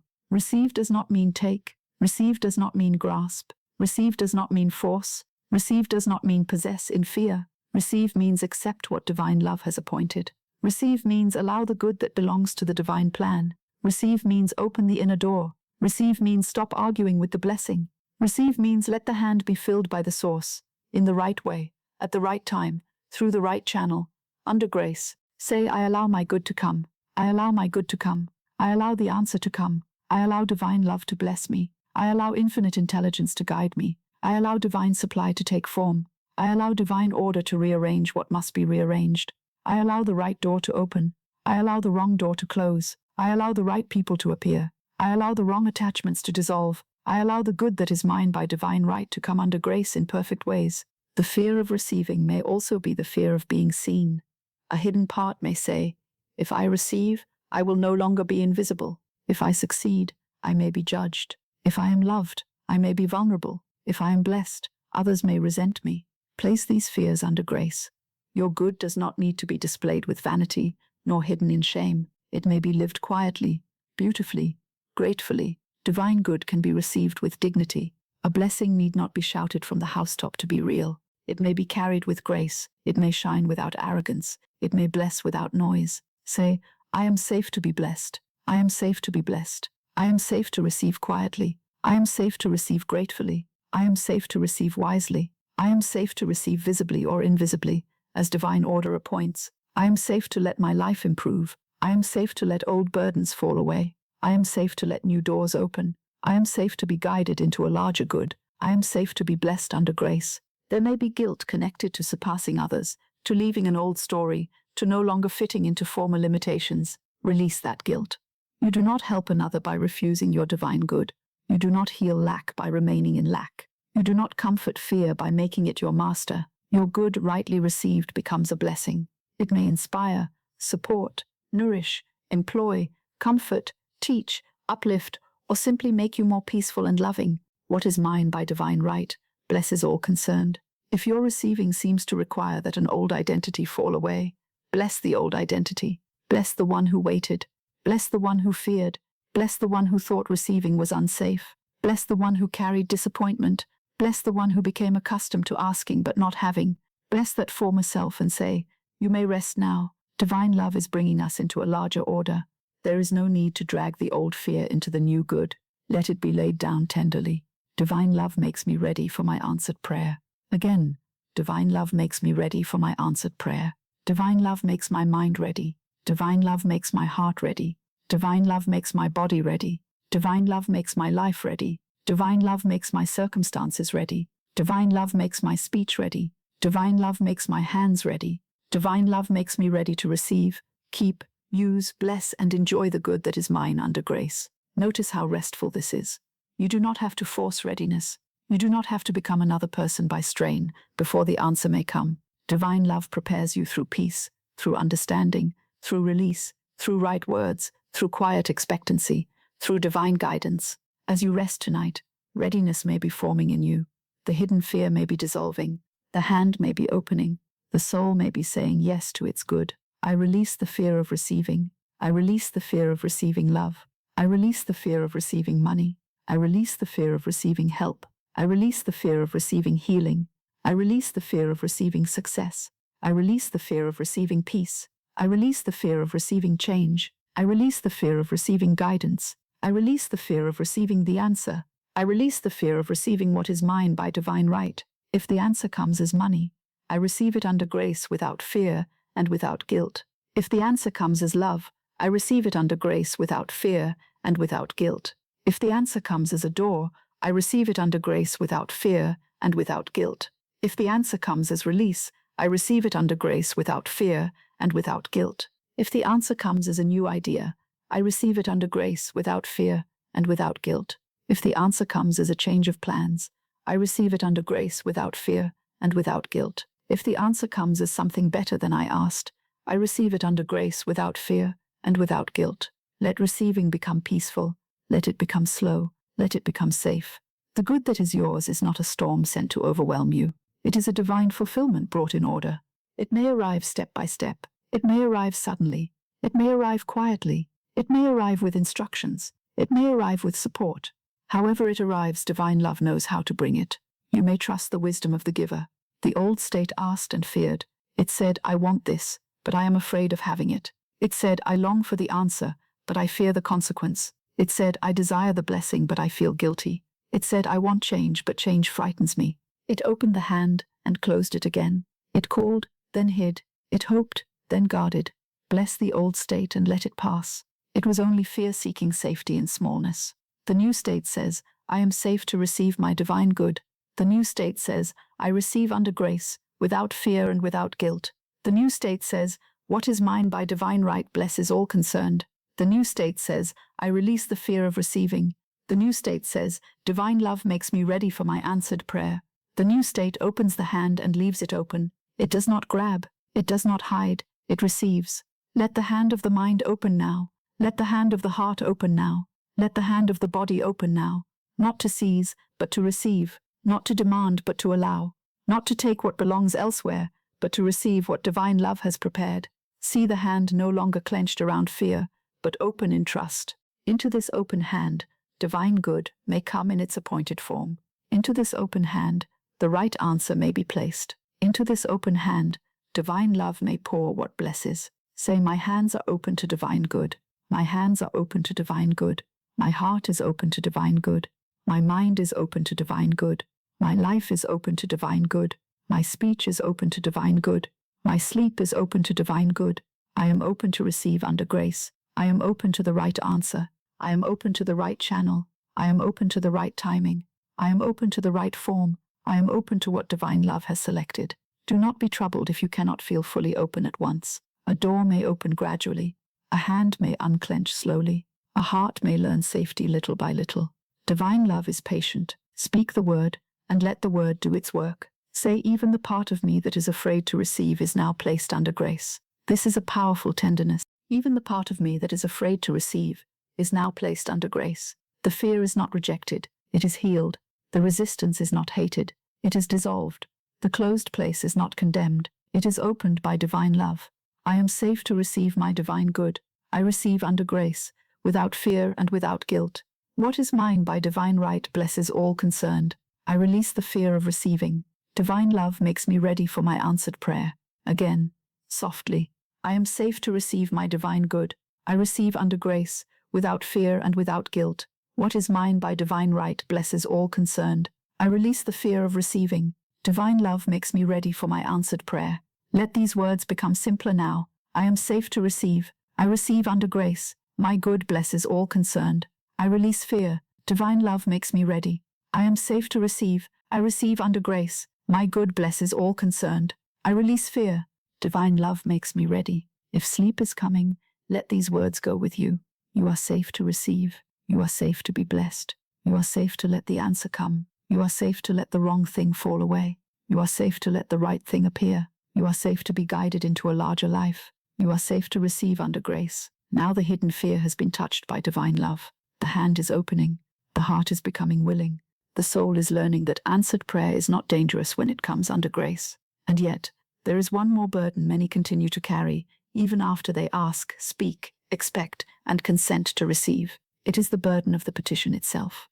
They carry it mentally, they hold it at night, they return to it again and again, as though the weight of their thought keeps it alive. But the burden does not belong on the anxious mind, it belongs to the Christ within. And so, having released the fear of receiving, we now learn to cast the burden, to place the desire, the waiting, the channel, the timing, and the whole matter upon the Christ within, and go free. Now we come to a sacred act of release, the act that lifts the weight from the human heart and places it where it belongs. For the burden was never meant to be carried all night in the mind. The desire may be holy, the request may be sincere, the longing may be part of the divine design, but the burden around it is not the desire itself. The burden is the fear. The burden is the trembling question, when will it come? The burden is the anxious thought, how will it happen? The burden is the old dread, what if I am denied? The burden is the constant returning to the matter, as though worry could make the way.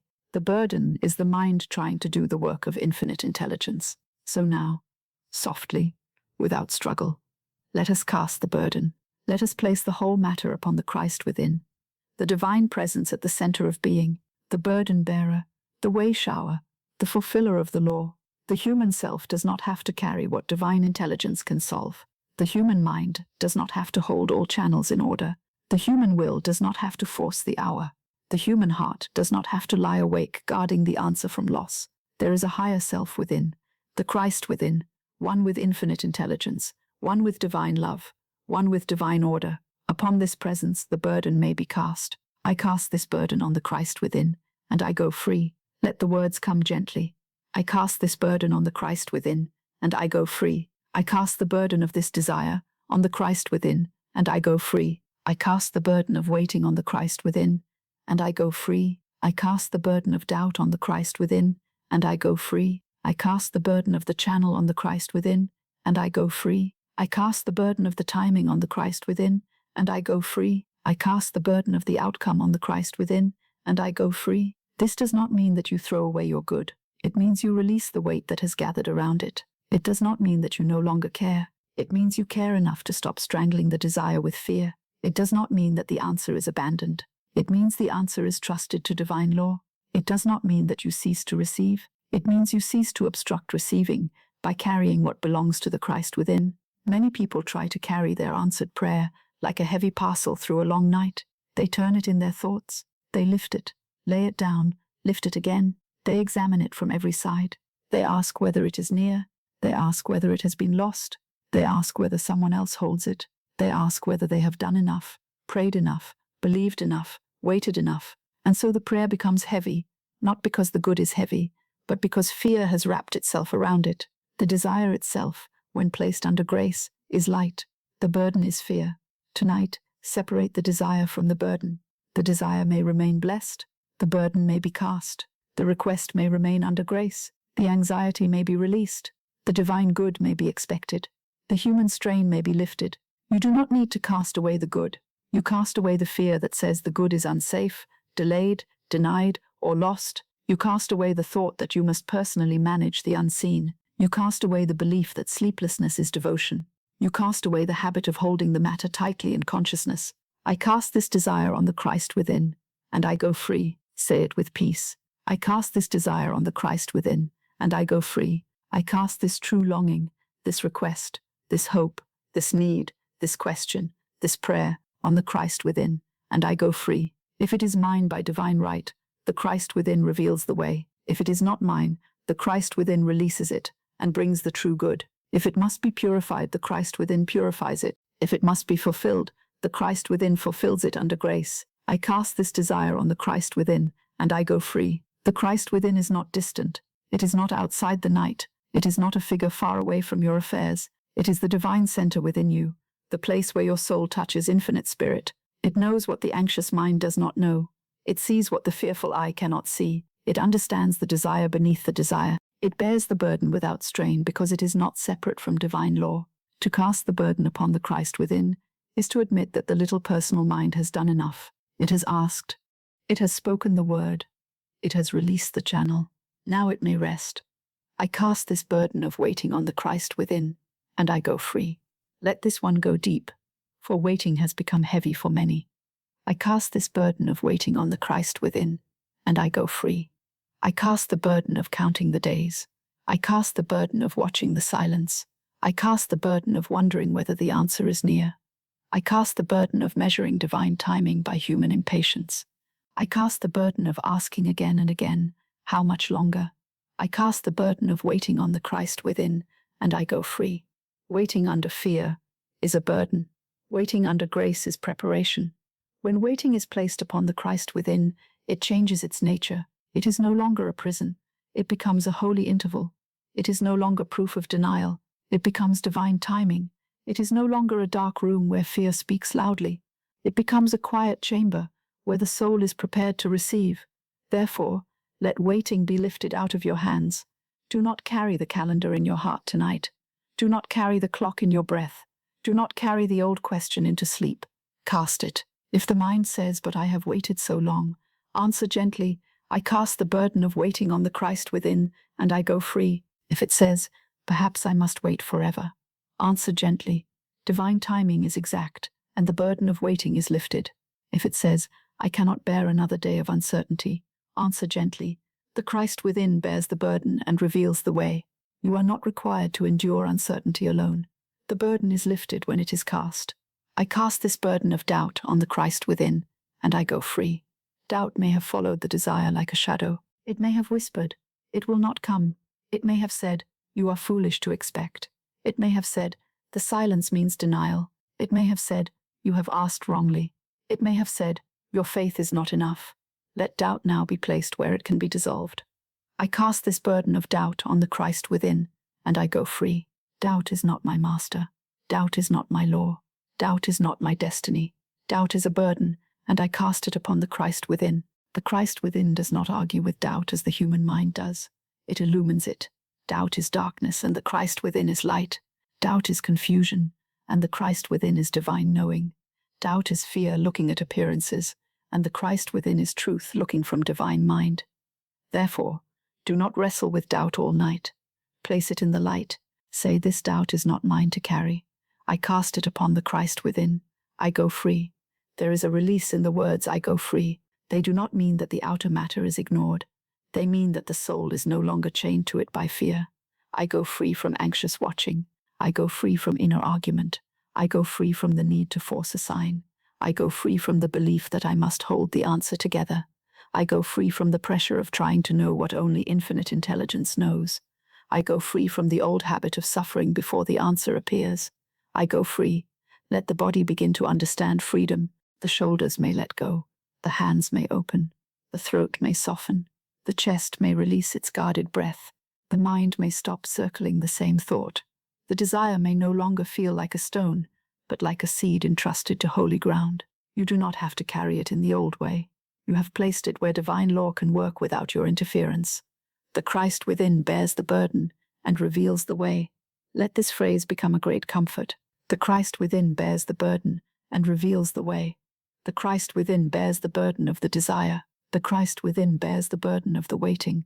The Christ within bears the burden of fear. The Christ within bears the burden of the channel.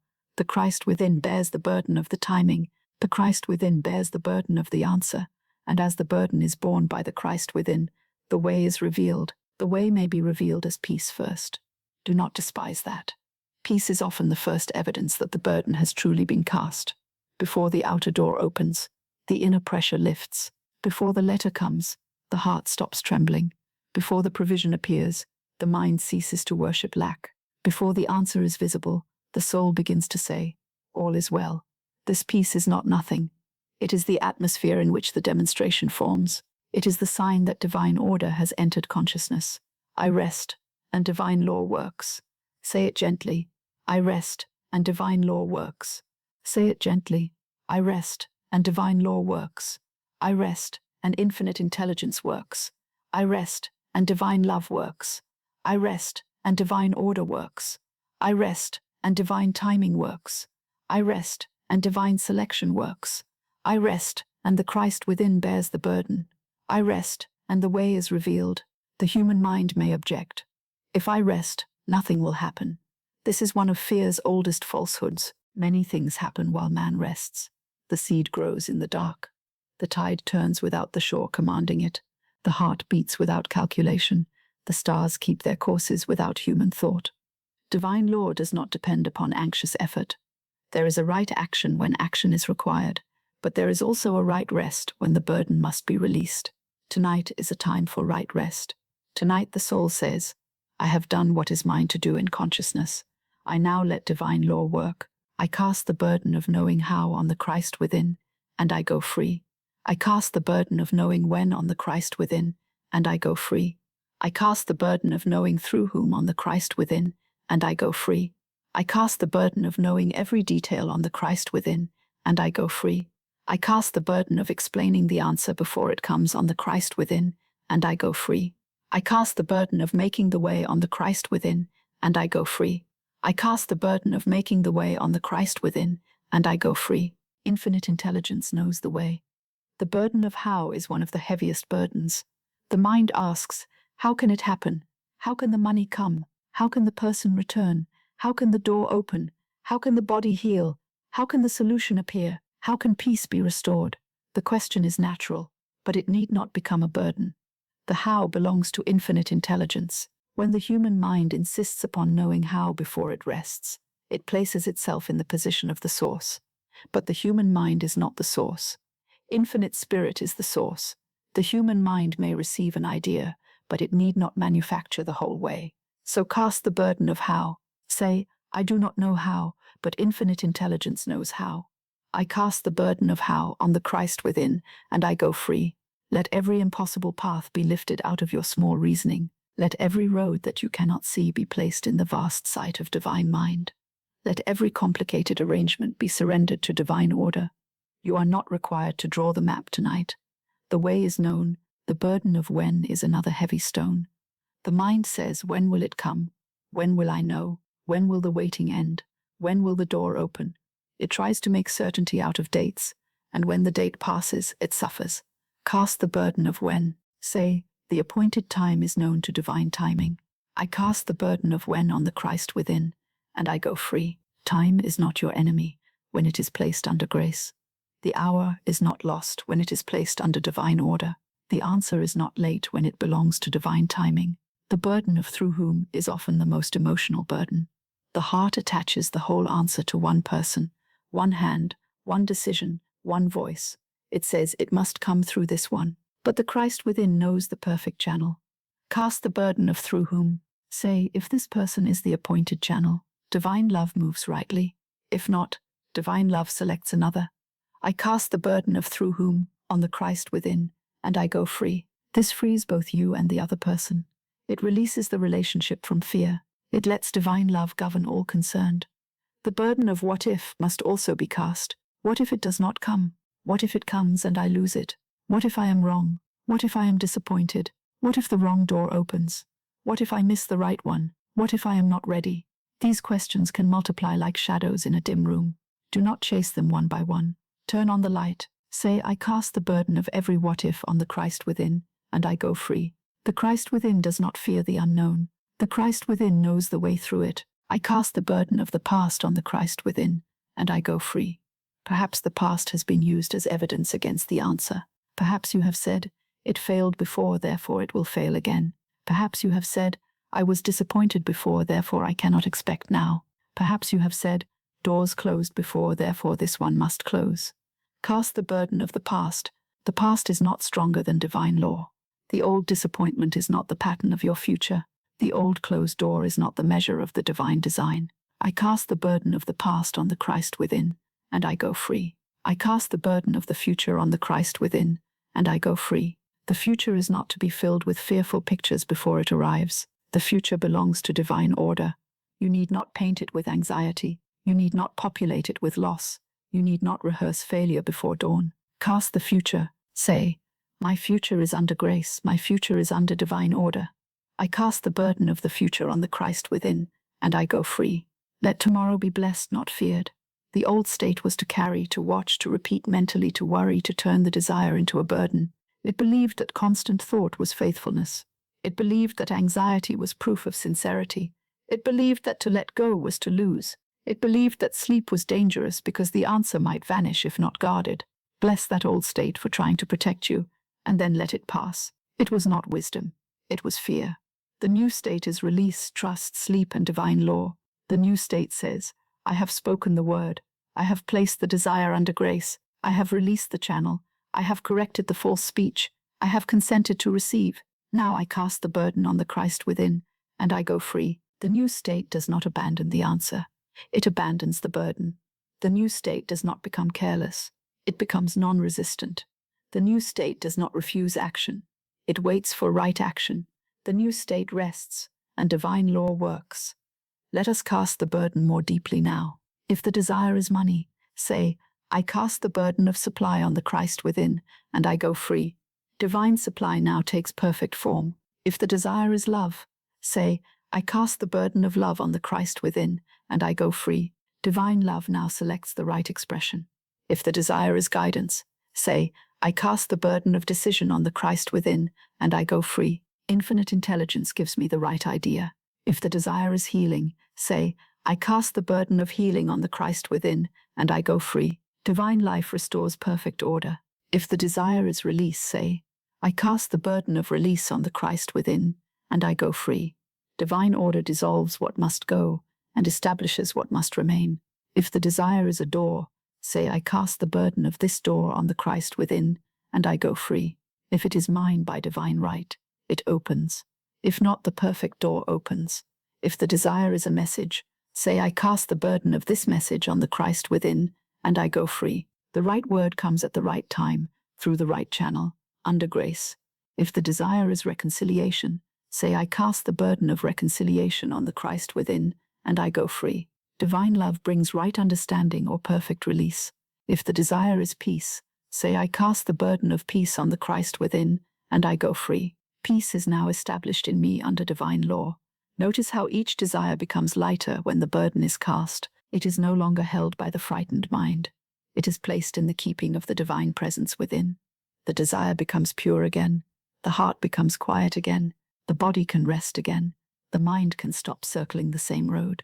You are free to sleep because the Christ within does not sleep in ignorance. The Christ within bears the burden and reveals the way. I rest, and divine law works. Let this be repeated until the deeper mind receives it. I rest, and divine law works. Let this be repeated until the deeper mind receives it. I rest, and divine law works. I rest, and the way is made clear. I rest, and the channel is selected. I rest, and the answer is prepared. I rest, and the burden is lifted. I rest, and divine order is established. I rest, and infinite intelligence knows the solution. I rest, and divine love brings what is mine by divine right. There is often a moment after casting the burden when the mind tries to take it back. It says, but let me think of it once more. Let me examine it again. Let me check whether it is truly released. Let me worry just a little, in case worry is useful. Smile inwardly at this old habit. Do not fight it. Simply cast again. If the burden returns, cast it again. If the thought returns, bless it and cast it again. If the thought returns, bless it and cast it again. If fear returns, say again, I cast this burden on the Christ within, and I go free. Freedom may be practiced until it becomes natural. You do not fail because the mind returns to the matter. You simply return the matter to God, again and again, if needed, gently, patiently, without scolding.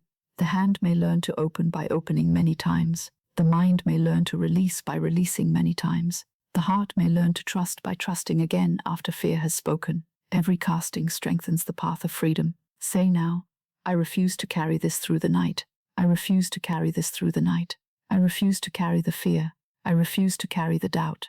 I refuse to carry the channel. I refuse to carry the timing. I refuse to carry the burden of making it happen. I refuse to carry the old prophecy. I refuse to carry the whole future in my mind. I cast it upon the Christ within, and I go free. Let the night receive your release. Let the bed become a place of surrender. Let the pillow become a place where the head no longer holds the problem.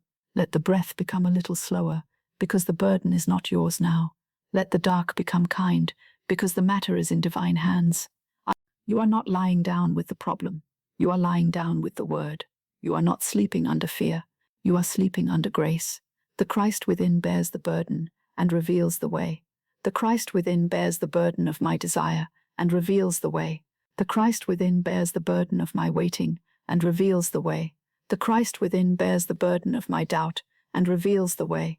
The Christ within bears the burden of my timing and reveals the way. The Christ within bears the burden of my answered prayer and reveals the way. And as the burden is borne, the soul is free to receive. This is important. A burdened soul is often too tense to recognize its good. A burdened mind may reject the answer if it comes quietly. A burdened heart may be too busy fearing loss to notice divine guidance. But when the burden is cast, the inner senses awaken. The word becomes clearer. The appointment is recognized. The right action is easier to follow. The wrong channel is easier to release. The good can enter because the doorway is no longer blocked by fear. I cast this burden on the Christ within, and I go free to receive. I go free to sleep. I go free to trust. I go free to be guided. I go free to expect. I go free to bless. I go free to listen. I go free to act when action is shown. I go free to wait when waiting is right. I go free to receive what is mine, by divine right under grace, in perfect ways. Let there be a holy simplicity now. The matter is cast.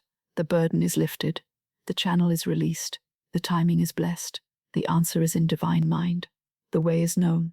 The Christ within bears the burden. Divine law works. You rest. Again softly. The matter is cast. The burden is lifted. The channel is released. The timing is blessed. The answer is in divine mind. The way is known. The Christ within bears the burden. Divine law works. You rest. If you are still awake, let the words become slower. I cast this desire on the Christ within, and I go free. I cast this burden of waiting on the Christ within, and I go free. I cast this burden of doubt on the Christ within, and I go free. The Christ within bears the burden and reveals the way. I rest, and divine law works, again with less effort. I cast the desire. I cast the waiting. I cast the doubt. I cast the channel. I cast the timing. I cast the whole matter. The Christ within bears it. Divine law works.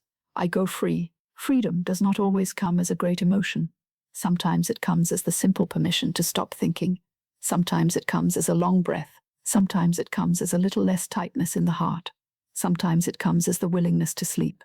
Sometimes it comes as the quiet thought, I do not have to solve this tonight. Accept freedom in whatever degree it comes. A small release is a beginning. A peaceful breath is a sign. A softer body is a response. A quieter mind is grace. I rest, and divine law works. I rest, and divine law works. I rest, and divine law works. I rest, and divine law works. I rest, and divine law works. Let this be the final answer to the mind that wants to carry. I rest, and divine law works. Let it answer the fear that says, you must stay awake. I rest, and divine law works. Let it answer the thought that says, you must know how. I rest, and divine law works. Let it answer the old habit that says, you must carry the burden. I rest, and divine law works. Now the burden has been cast. The desire has been placed upon the Christ within. The waiting has been placed there. The doubt has been placed there. The channel has been placed there. The timing has been placed there. The outcome has been placed there. The whole matter rests in divine order, and because the burden is no longer carried by the anxious mind, the soul may enter the next state of freedom, non-resistance. For when one has cast the burden, one no longer fights the closed door, the silence, the delay, the wrong way, or the changing form. One becomes quiet, open, and expectant. One allows the right channel to open. One lets the wrong road fall away. One ceases to resist divine selection. This is the peace into which we now move. And now, dear one, let everything become quiet. Let the teaching fade into peace. Let the words that have been spoken remain where they belong, deep in the inner life, working under grace, forming the pattern of fulfillment, blessing the desire, calming the heart, and preparing the way. You do not need to think any longer. You do not need to solve any longer. You do not need to watch the door, force the channel, measure the time, or carry the burden. The word has been spoken. The desire has been placed under grace. The false word has been erased. The answer is held in divine mind. Infinite intelligence knows the way. Divine love selects the perfect channel. Divine order appoints the hour. The Christ within bears the burden, and you go free. Rest now in the simple truth. What is yours by divine right cannot be withheld. If what you asked for belongs to your divine design, it comes to you under grace in perfect ways. If it does not belong to you, divine love brings you something better, something wiser, something safer, something more beautiful, something that blesses all concerned. There is no loss in divine selection. There is no delay in divine timing. There is no confusion in divine mind. There is no fear in divine love. There is only order, guidance, protection, fulfillment, and peace. So let the body sleep, let the mind sleep, let the heart sleep, let the hands open, let the breath soften, let the old fear dissolve, let the old waiting dissolve, let the old struggle dissolve, let the old question dissolve into the answer already known to God. While you sleep, the word is working. While you sleep, divine intelligence works in the silence. While you sleep, your deeper mind receives the pattern of fulfillment. While you sleep, the seed of your answered prayer is planted in peace. While you sleep, the right answer moves in divine order. You are not forgotten. You are not outside your good. You are not late. You are not lost. You are not separated from divine love. You are held. You are guided. You are protected. You are prepared. You are ready to receive what is yours under grace. Say inwardly now, without effort, without strain, without fear, my good comes under grace in perfect ways. My answer comes under grace in perfect ways. My way opens under grace in perfect ways. My burden is lifted under grace in perfect ways. My burden is lifted under grace in perfect ways. My burden is lifted under grace in perfect ways.